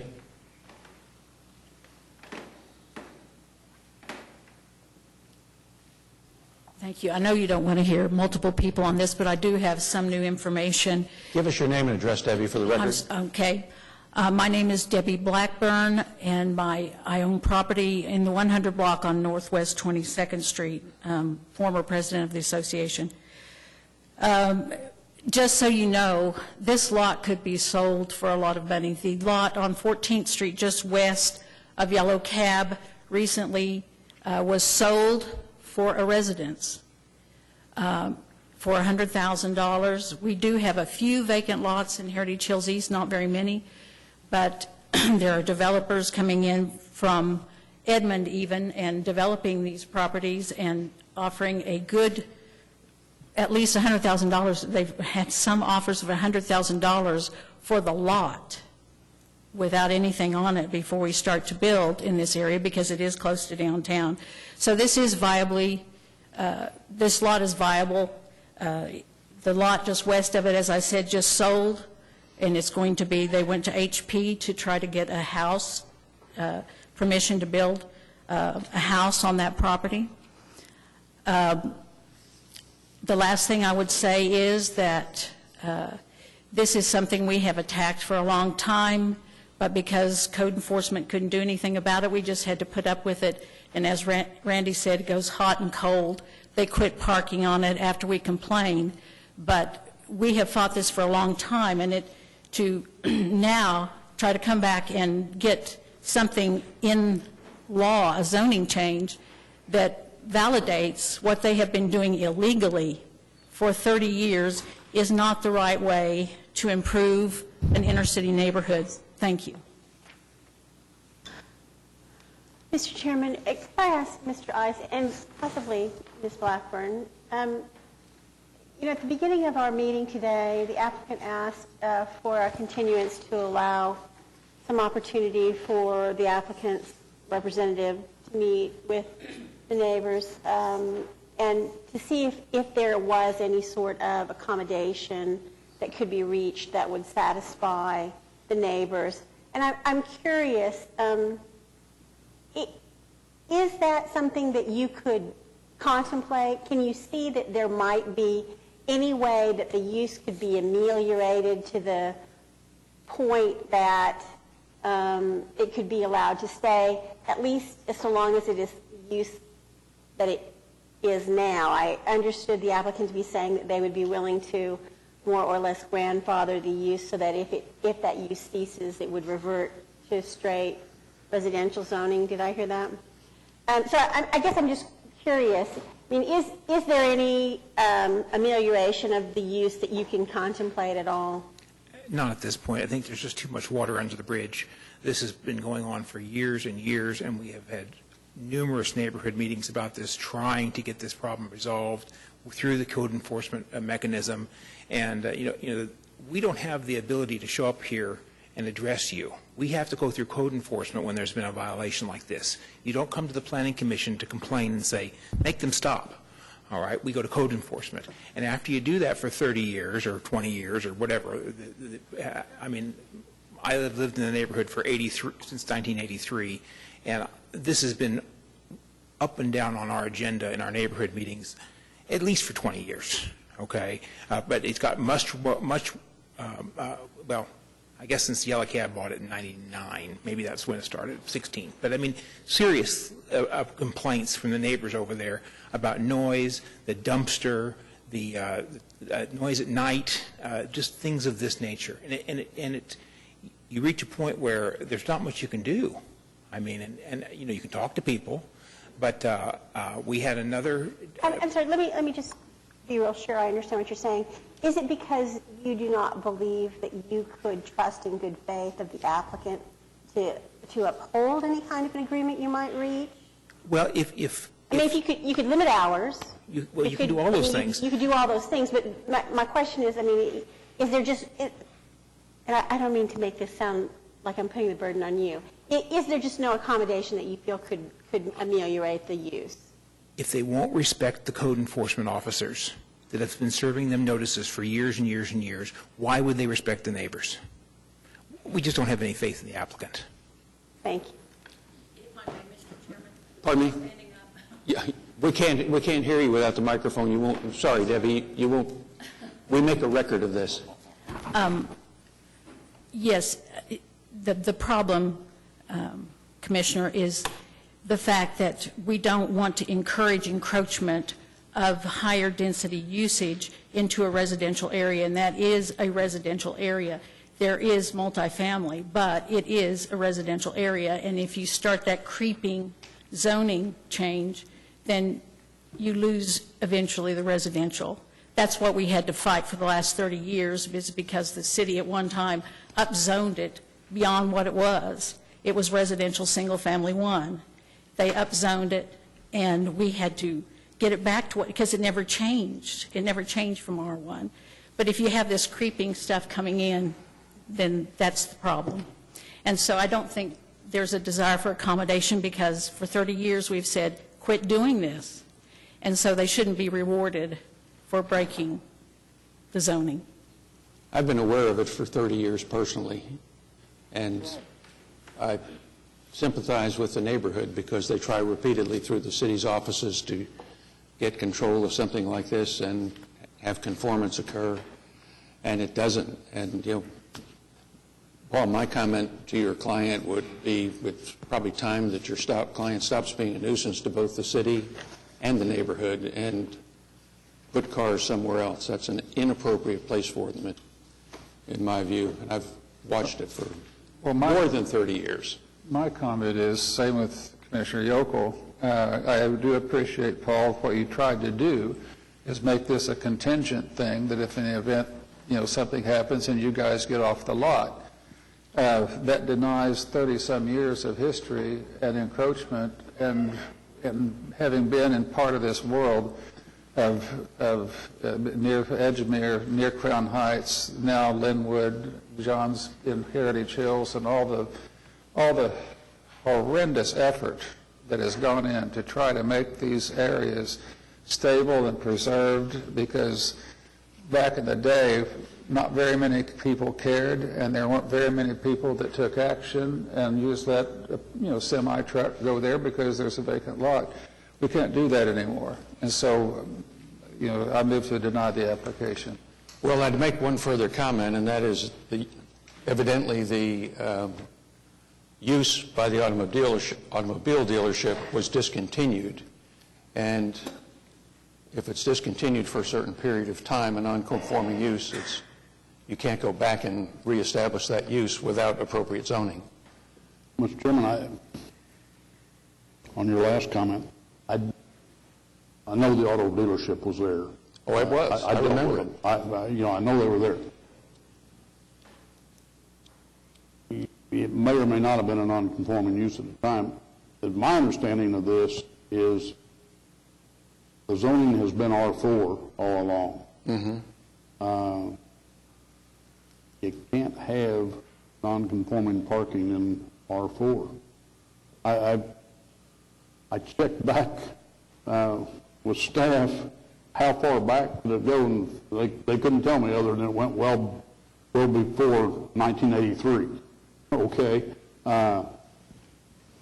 So in fact, I even called municipal councilor about the possibility of it being non-conforming. I don't think this is a legal non-conforming issue. What this is a pattern, a long pattern of pretty much defiance.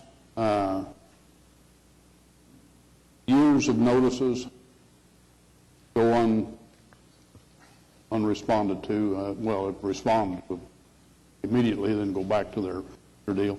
And even if we were to look at this PUD as it's written, I believe it's deficient in that it doesn't address all the property the applicant owns. It doesn't address the screening requirements that would be required in this type of thing. I didn't mean to suggest by the questions that I was asking that I was in favor of the application. I'm not. Oh, well, and I completely understand and have had multiple experiences myself with the frustration of long-term code enforcement issues. I don't think that, I think certainly the neighborhood deserves the opportunity, if they so choose, to try to work this out, but I don't think that the burden is on them by any means. I think this is just a situation where this owner of property has gotten away with something for a very long time, and that's not a good enough reason to put the stamp of approval on it. We have a motion. Do we have a second? Yes. Okay, we have a motion and a second to deny item 17. Cast your votes. And it is denied.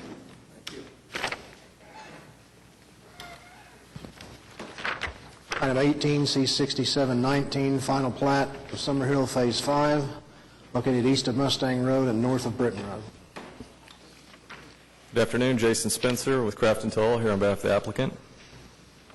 This is the final plat of Summerhill Phase 5. It's the last phase of the development. It consists of 124 lots on 32 acres. We are requesting a variance as stated in TE number 4 regarding centerline offset on Northwest 94th Street where it crosses Bexhill Drive. It's on the southeast corner. And here, Northwest 94th Street ties onto a stub street in Sundance Ridge Edition. Sundance Ridge is a gated community, so there'll be a crash gate on that drive. There won't be any through traffic. Because of that, we feel that the variance is reasonable. Staff has recommended approval. We agree with the TEs and would ask for your approval.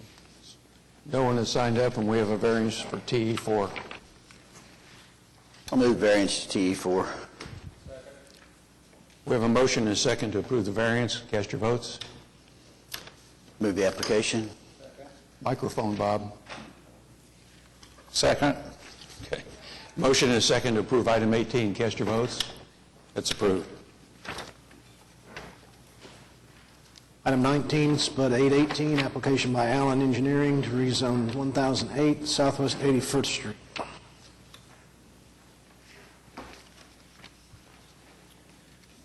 Good afternoon. Charles Allen, Allen Engineering.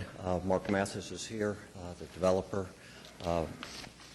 We have in front of you today 44 units for senior living. Mr. Mathis developed Phase 1 of Mathis Estates to the west of this site and to the north. This is basically along Lightning Creek. The property was removed from the floodplain with a letter of map amendment through FEMA. I think the staff says that part of this is in the floodplain, which it's not. Everything we're asking to have rezoned has been removed from the floodplain with a letter of map amendment. Agree with the staff. I think there's only one issue as far as drainage. Be happy to answer any questions. Okay, no one signed up. Second.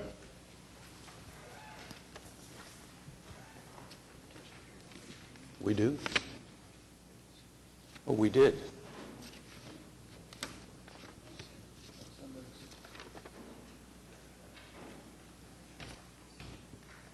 Yep, we do.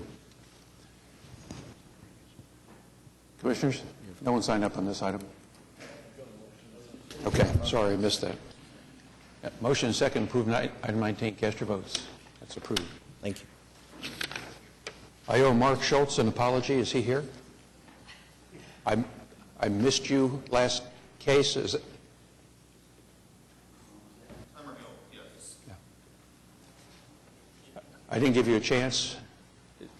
The applicant's still here?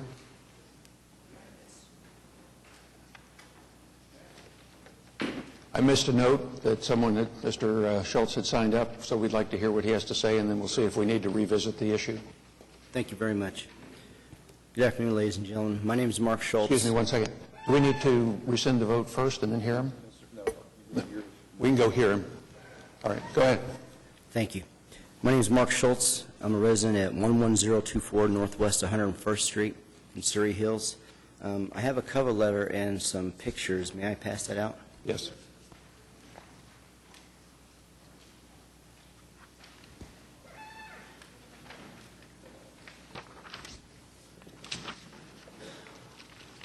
Thank you very much. I wanted to put an official complaint in on the development that's going on right behind my property. Now, when they first started building back there, I didn't realize what was going on, but they made a dirt berm all the way up to the top of my fence. And if you look at the pictures, you'll see that they've encroached upon my property, and it actually comes around to the side of my fence, so now every time it rains, I'm having standing water on the southwest end of my property.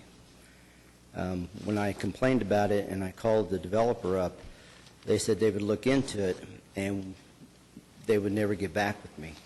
On repeated phone calls, they finally said that 12 feet of my property was on the green belt and they have no authority to encroach upon the green belt. Yet when they built this berm up, they have tons and tons of dirt on the green belt. So it really doesn't make sense as to what's going on. Now, the rains that we had recently was 3 inches, and I've got a copy of the Mesonet report of the past 14 days on the very last page. The pictures that you see of that flooding going on that's right up to my backyard is a 3-inch rain. It was not the 7-inch or the 13-inch rain that was done, south about 20 miles. Also, in the original plot, Lot 8, 9, and 10 was not going to be built. And now they've added those 3 homes, which is why I have homes directly behind me now, because the natural slant of the land was pretty significant. They had to build that dirt up about 20 feet. And in doing so, they've also raised the creek bed up approximately 5 feet. So they've put me in a floodplain where it would be almost impossible unless there was a 20-foot flood in the past to reach my property. Now my backyard, as you can see, is part of the creek. Okay. So. Is Curtis back in the conference room? Lance, would you check for me? Thank you.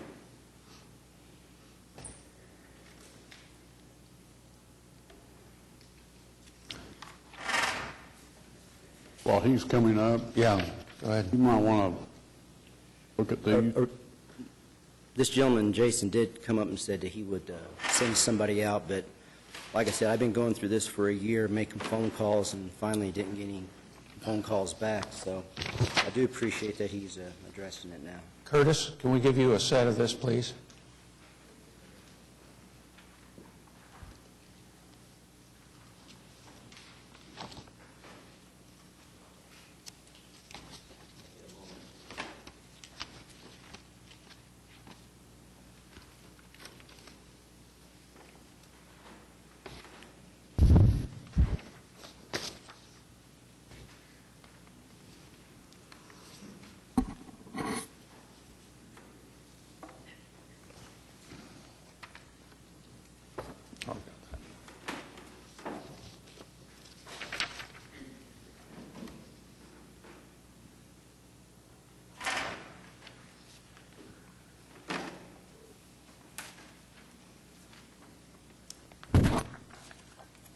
Curtis Liggins with Public Works. If I could speak with him about this, and in the process of working on the plat and the development, that we have some remedies in place to take care of this type of issue in the design process, in the NPDS. So from just what I'm seeing in the picture, I hadn't seen these before. But if we could discuss this with him, the plat's not complete, our review is not complete, so if we could step outside and discuss it, or... I have no problem with that. Mr. Chairman, while they're going out, before Mr. Schultz leaves, I will note that this is a final plat. Yeah. And he has some real problems here. I can see them, but I don't know that there are things we can solve them on this plat, is my point. It's going to be an engineering issue between the Public Works Department and the applicant, Mr. Schultz, if it's going to have to solve your drainage problem, because we cannot do that here. We deal with land use and zoning matters, but Public Works Department deals with the drainage ordinance and how it's applied. So that's Curtis and the applicant are who you need to deal with. Very good. Thank you very much. You're welcome. We'll follow up with Mr. Schultz and with Public Works to make sure we get this corrected. Yeah. Thank you. We don't have to take any action. No. And again, I'm sorry, I missed Mr. Schultz. Mr. Schultz? No, it's not Mr. Schultz. My question, I guess, is how confident are we that the problem can be dealt with within the current design? I mean, we're here to approve the design of the layout of this land, and if it would have to be redesigned in order to solve the problem, it doesn't seem to me that there's much point in approving the final plat. I mean, how confident are we that they can resolve it without alterations to the design?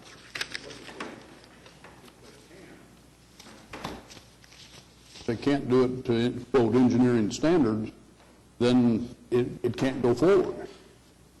But our charge is, does this plat meet our subregs? And it either does or it doesn't. And it apparently does, according to the staff report. And it matches the preliminary plat we approved, which we did. But we don't see the engineering drawings here.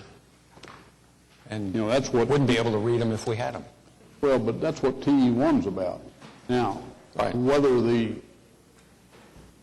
developer follows through, some of the pictures that Mr. Schultz just showed us would appear that the developer hasn't done everything he should have, or he didn't do it to the level he should have. But again, I don't know that comes before us. Okay, we're on to item 20. Okay. Item 20, Spud 819, application by Branch Towers to rezone 2121 Northwest 145th Street.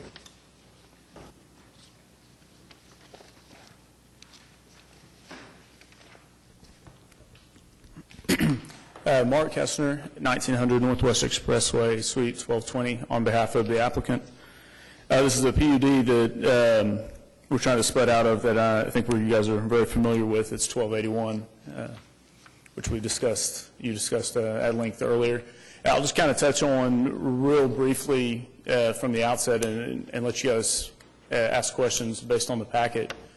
But, I've worked in Oklahoma City for several years, doing this 7 years now, and I can tell you this is the toughest area, this particular intersection, for all the carriers to serve as far as just the way that the city has developed around it. It's all PUD, it's all heavy residential, and as the first group discussed, the traffic there is incredible. And it's not just traffic that you guys see from vehicles. You have a correlation to the amount of traffic that they see data-wise and call-wise. So it's a very difficult area. Several years ago, I came before you guys with an AT&T site that they had proposed there, and they ended up building a flagpole there at a reduced height further north, which didn't even really resolve their problem at this intersection, to the extent that they deploy a cow every year still for several months. And in using that flagpole, one of the problems we had is they're not co-locatable. Nobody else can use it. And at the height, the 70-foot height, no one would be able to use it even if it were a monopole.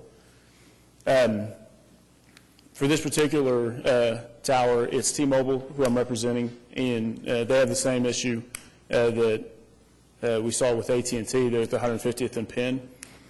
This particular site, I think you'll see that it's not ideal by any means because there's not an ideal site there. And what I would say is that it is the best possible solution to the data and the service problem that the carriers have. We requested 140 feet. T-Mobile could go as low as 130. Our concern there, and my specific concern, is that if they go at 130, I'll be back here in 3 years for a different carrier saying, hey, they've got to have 125, 130 feet, and they need another pole. So that's why we went ahead and asked for the 140 to give us another 10 feet of height. I don't think that that's something that's negative based on where it's located. If you guys have questions, please go ahead. What's the fall radius requirement for a monopole like this at 140 feet? Well, the city requirement, or how far does it fall? I think the answer to how far do they fall, they can fall as tall as they are. The city's requirement?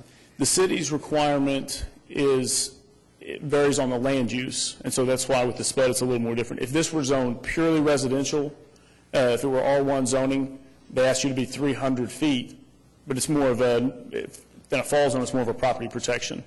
For most sites, it's only 50 feet that you need to be from the property line.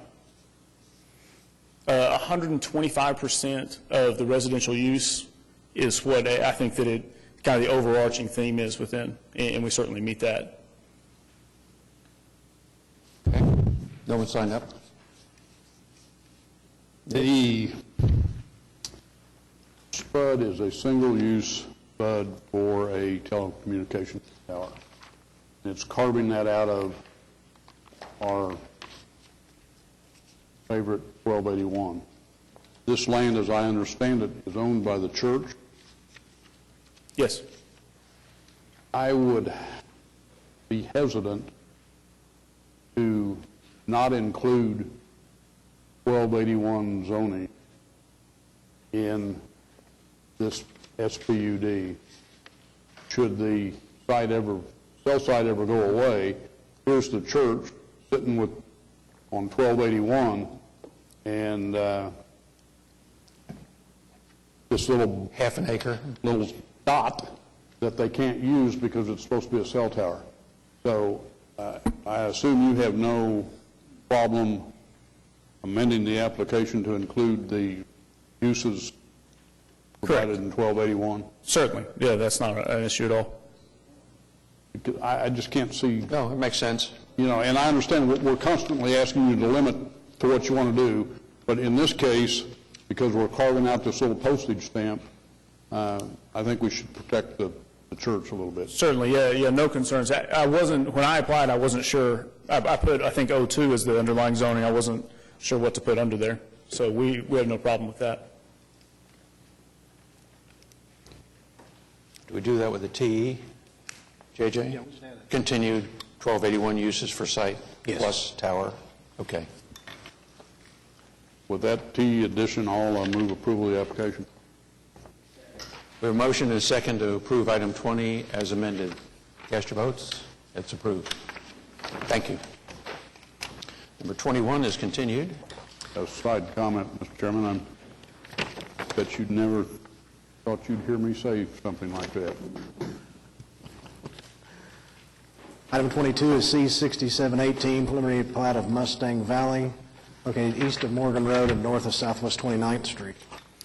Good afternoon, Commissioners. Chris Anderson with SMC Consulting Engineers representing the developer.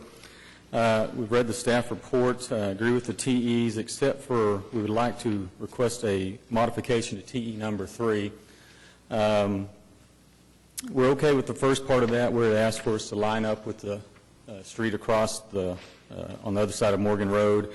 What we do have a problem with is to match the cross-section and the requirement for a median divided entrance on our entry. I was the engineer for Thornberry, which was across the street, and the reason that median was put in was because that was the only entrance into that subdivision, and to meet entrance regulations, we had to have a divided entry there for access. I'm not required that on Mustang Valley because we've got two separate entries. The other reason is to match that cross-section, I'd have to give up 15 more feet on either side of my entry. We're real tight there on the lots. I don't have any wiggle room there to take 15 feet there without killing a lot. And since this is a duplex subdivision, that would mean 2 lots that would have to be killed. And also, if you'll remember, during the PUD zoning process on this project, we met with the neighbors several times and revised this application to give a 25-foot landscape buffer on the north side of our project. So we've already given up any wiggle room that I had to do that. So we would, with that, we would request approval of the plat with the modification to TE number 3. I'm curious, though, if the city ever needs to make some sort of traffic improvements at that intersection, if they're not,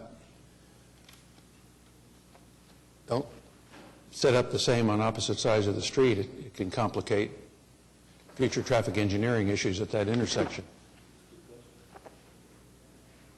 Do we know why staff was asking for the boulevard entrance? Yeah, to match. Just to match? Because of future concerns that the city has about how they might have to deal with the intersection. I understand, but just because there's a boulevard across the street, you can still line them up for a signal, for signalization. Well, the reason I was given was that they were worried about someone crossing from our subdivision going into the other subdivision, not hitting the median, which seemed kind of ridiculous to me. They're going to have to stop there. There's not a traffic signal on Morgan.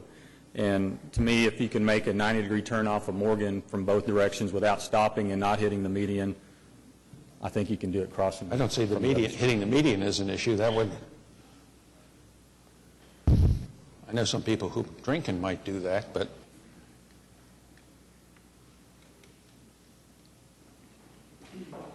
staff want to weigh in on that one? No, really, my understanding is, traffic's here, but my understanding is it's just what you said.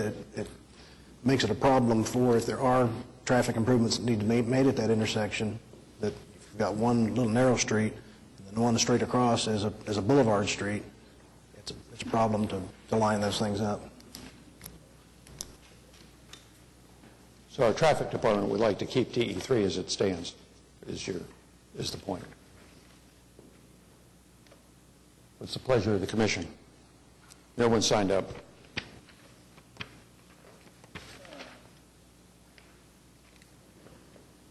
Go ahead, Bud.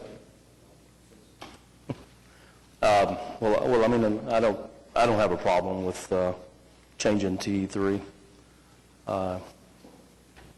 to eliminate the median divided entrance. So I'll make a motion that we modify TE3 and approve the application. Second. We have a motion and a second to approve item 22, eliminating TE3. Cast your votes. What? Amending TE3. Okay. It's approved. Thank you. Item 23, C6722, final plat of West Hall Commerce Center, Section 2, located west of Morgan Road, north of Reno. Good afternoon, Jason Spencer with Craft and Toll, here with the applicant. This is the final plat for West Hall Commerce Center Section 2, it's located at the northwest corner of Reno and Morgan. Consists of 6 industrial lots on 34 acres. The proposed lots each front onto existing public streets. There's current water line and drainage improvements that are currently under construction. We're in agreement with all the T's except for TE number 3, and we would ask that TE be deleted. That TE calls for the construction of a cul-de-sac at the end of the existing West Hall Boulevard. It's uncertain at this time what the future of West Hall Boulevard is, and what we would rather do is agree to TE number 4, where we put in a temporary turnaround. and provide that in a private easement to be maintained by the developer. We've spoken with the fire marshal's office. They're fine with such a temporary turnaround. With that said, we'd ask for a deletion of T number 3, and be happy to answer any of your questions. Is that going to be temporary or permanent, depending, Don, we talked about this yesterday, so if West Hall never develops, I mean, that's hard to say, would this remain temporary until forever? You know what I mean? I get that my understanding was you wanted to save putting that in until you develop Lot 6, right? But are there plans are you concerned about building a cul-de-sac and then having them extend West Hall Boulevard on out into what is now 517? I'm not necessarily averse to your plan. I'm trying to figure out, are we getting a temporary access that lasts for a long time, not necessarily just a temporary access? And I think there aren't any plans right now for extending West Hall Road, and it's not likely it's ever going to extend all the way up to Northwest 2nd Street. We're not sure what the future holds for that, but so the temporary could be for some time. How about a time limit? Well, I mean, I think that.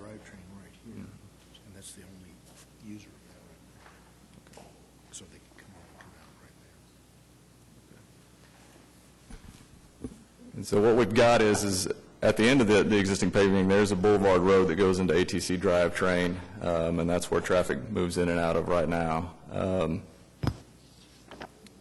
other than that, it's hard to say on the time frame for the temporary cul-de-sac. Okay, so they use that to go back to the west, I guess. Let's say you get it. We do agree to tie that to the development of Lot 6 if that develops out. Yeah, when Lot 6 develops, you'll turn this into a real lot access, right? Yeah, if it's required, because right now, the only use of that road is to access ATC drivetrain, which has its own entrance. Right. So, and I think that's what we talked about yesterday. That, as presented, it didn't sound quite that. So I think I'm fine. We can delay it. It'll be a temporary access until such time as Lot 6 is developed, and then we'll finish it on out. If it's required at that time. Don, okay. For the record, just give us your name and address I'm so we know who we're talking. Sure. Donald B. Navard, 4800 North Lincoln Boulevard, Oklahoma City. Thank you. Okay.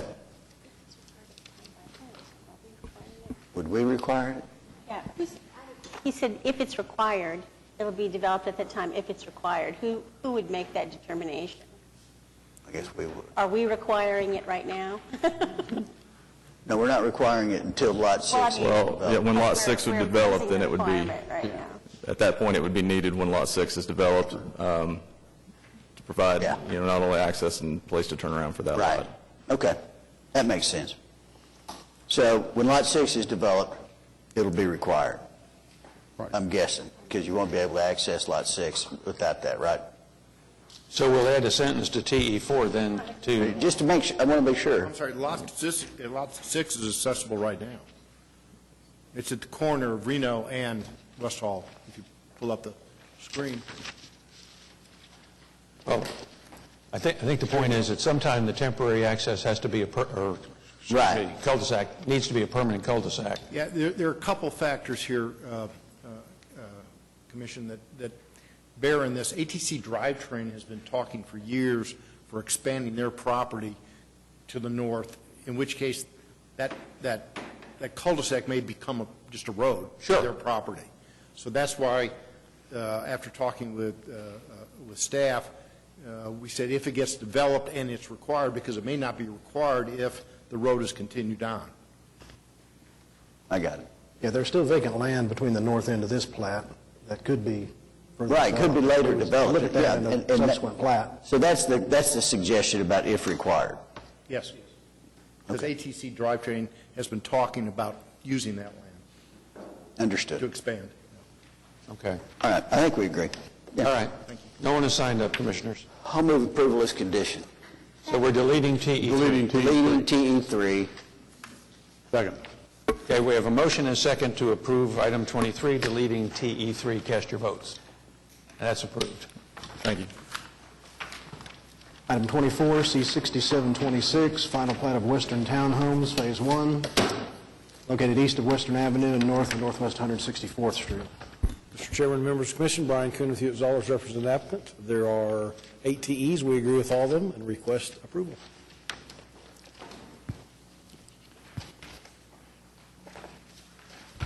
No one signed up, commissioners? We have a motion and a second to approve item 24. Cast your votes, and it's approved. Thank you. Dr. Hall. Kendall's back again? Huh? We're back again on 8 and 9? Kendall will take you while he's setting up because... What's he do?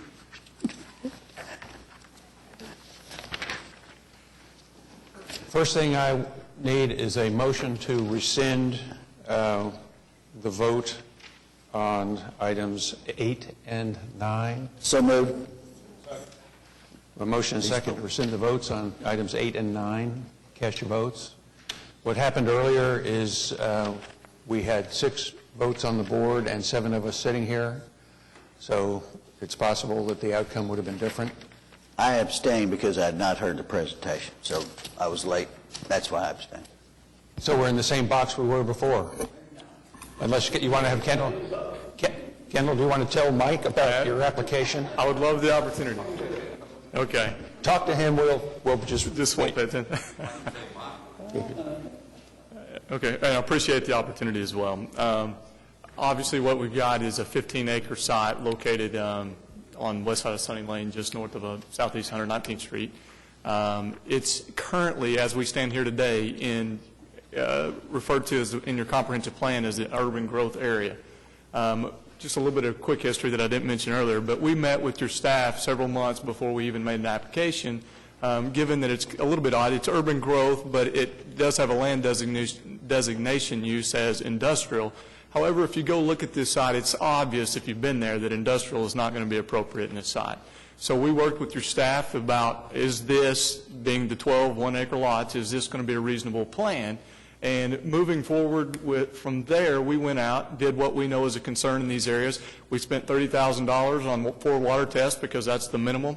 We come back with each well yielded over 20 gallons per minute. Your requirement's 5, so there's good water. The quality tested fine. We've agreed to the sprinkler systems in the house, which we know is a sensitive issue in these type of developments. And again, if you look at the area, you will see, I know it's more that surrounds us, but you have 3.5 dwelling units per acre that abuts us on the west side. You have literally, you can throw a rock and hit half-acre and 1-acre tracts south of us. There's existing RA zoning just south of us that you can see there. So we really feel like it's in conformance. It's a good plan that we've worked with your staff, and again, so we'd ask for your approval. I made a couple remarks that, one of the things that bothers me, bothers everybody, I think, is water. He's got water quality, he's got water quantity. I would like to see it something different, but, under the circumstances, there's not much you can do with that piece of property. Therefore, even though I'm not really comfortable with it, I made a motion to approve the application. Okay. And obviously, we have no protest unless somebody else signed up, so. Yeah. Okay. We have a motion and a second. If you cast your votes to approve item 8, cast your votes. Okay, it is now approved. And we'll go to item 9, which is the preliminary plat. Again, for the record, Kendall Dillon, Craft and Toll. We have 8 standard TEs. We're in agreement with all of them. We would ask for your approval. And Mike, you're hearing this just as we do because we didn't hear this before. Go ahead, Jimmy. Make a motion to approve. Second. Okay, we have a motion and a second to approve item 9. Cast your votes. And that's approved. Thank you. And again, thank you for the opportunity.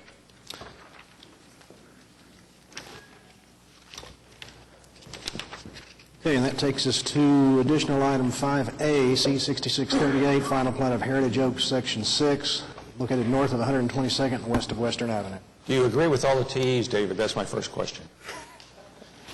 I'm not sure what the TEs are. I don't think there are TEs. This is a staff, for the record, David Box, 522 I see Call 6. Drive. Well, and so these are TEs from the original staff report way back when that have all either been complied with or will be. So You still agree with them, is my question. except for the paragraph or the sentence added to TE3. We agree with all the ones we've done. We're on item A on your agenda. Final plat of Heritage Oaks, and we're rehearing it. And here is why. What we have, and here's what we've got an exhibit to try to help out. Where we're at is Northwest 122nd and Western. At the time of the preliminary plat in 2006, there was a TE that required signalization of the intersection right here that's kind of off-center, but center of the development. At the time, I don't know if the commission can see these traffic signal icons. There was no signal here, and there was no signal here. As we progress forward, these signals get installed. And when we did the traffic study back in '06, the reason a signal was warranted here was because no traffic from this development was being taken to the north because there was no street.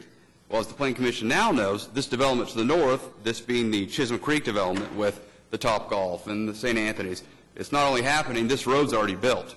So we went to staff and said, it's likely that you don't need this signal, which I'm not a traffic engineer, but just looking at it, it seems odd to have 3 traffic signals mid-mile in that short of a distance.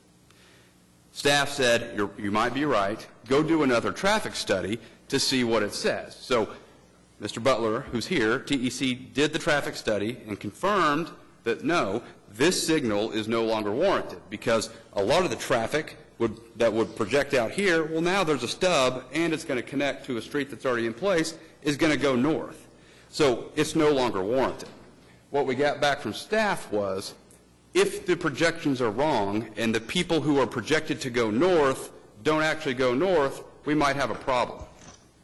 Well, I think we have to take professionals at face value. My client spent money to do a traffic report. The report projects some traffic going north, and if I lived there, I think I would go north. Here's another exhibit that shows why that's the case. You have so many points of connection from this northern stub out to Penn, out to Western, out to Memorial, to get onto the Kilpatrick.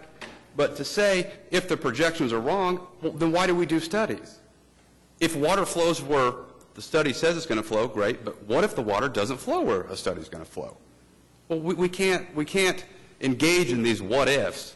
I think we have to take the professionals at their word, and what the projection says, it's not warranted. So that's why we're here. We'd be happy to answer any questions. Yeah, while Stuart's coming up, I do want to hear from Stuart because I read this staff report multiple times. And when I look to a staff report, I'm looking for the facts, I'm looking for a recommendation. What I found here was a recitation of some history that tells me that TEC did a traffic study that says it's no longer warranted. Well, of course they did, because if they did a traffic study that said it was still warranted, they wouldn't have brought the application forward. But then I go through all the history, and I get no recommendation. We say we don't know if the impacts of Chisholm Creek development on traffic at this intersection, they're unknown. Well, we've relied on the Chisholm Creek traffic study for Chisholm Creek. We've relied on DEC's traffic analysis of this prior. And then I find out from driving the deal, not from my staff report, guess what? Where in this staff report does it tell me there are already 2 signals on 122nd Street? Does that make any difference to anyone? It sure makes a difference to me. What are you trying to tell us in this staff report, I guess is my question. I just wrote across here explain, because I don't get it. From reading the staff report, I'm having real difficulty with this case. What are you trying to tell us, Stuart? Okay, well, in summary, if you go back and you look at the very initial application back from 2006, the consultant who submitted the traffic impact study indicated that a traffic signal was warranted at Pittsburgh and 122nd Street. And we all agreed, and the applicant agreed, and that was in 06. That's right. And at that time, in the staff report, we'd recommended that the initial traffic improvements be put in with the first phase of construction. And then it was deferred through a series of other applications where they agreed to it, but just to push it back to a later date. You've got a report, one that's been recently received, that would indicate, that would suggest that traffic impacts at this intersection will be less, attributing to the fact that basically more drivers will seek to leave to the north, tying into some of the streets that go into the commercial development. But it is a projection. At this point in time, like I said, the reason why we put in that the ultimate impacts are unknown is because I don't believe that at this point in time you've got enough information to make a solid decision as to whether or not it really should or shouldn't. Because there is no absolute right or absolute wrong as to when something like this should go in. We've seen many applications come through in the past where traffic improvements, we looked at a study, improvements weren't required, but in the subsequent years the city's gone back in and installed traffic signals. So this is an opportunity for you guys to talk this over with the applicant, work it through, and determine whether or not having a signalized intersection at this particular location would be a public benefit. How far apart are the two existing signals?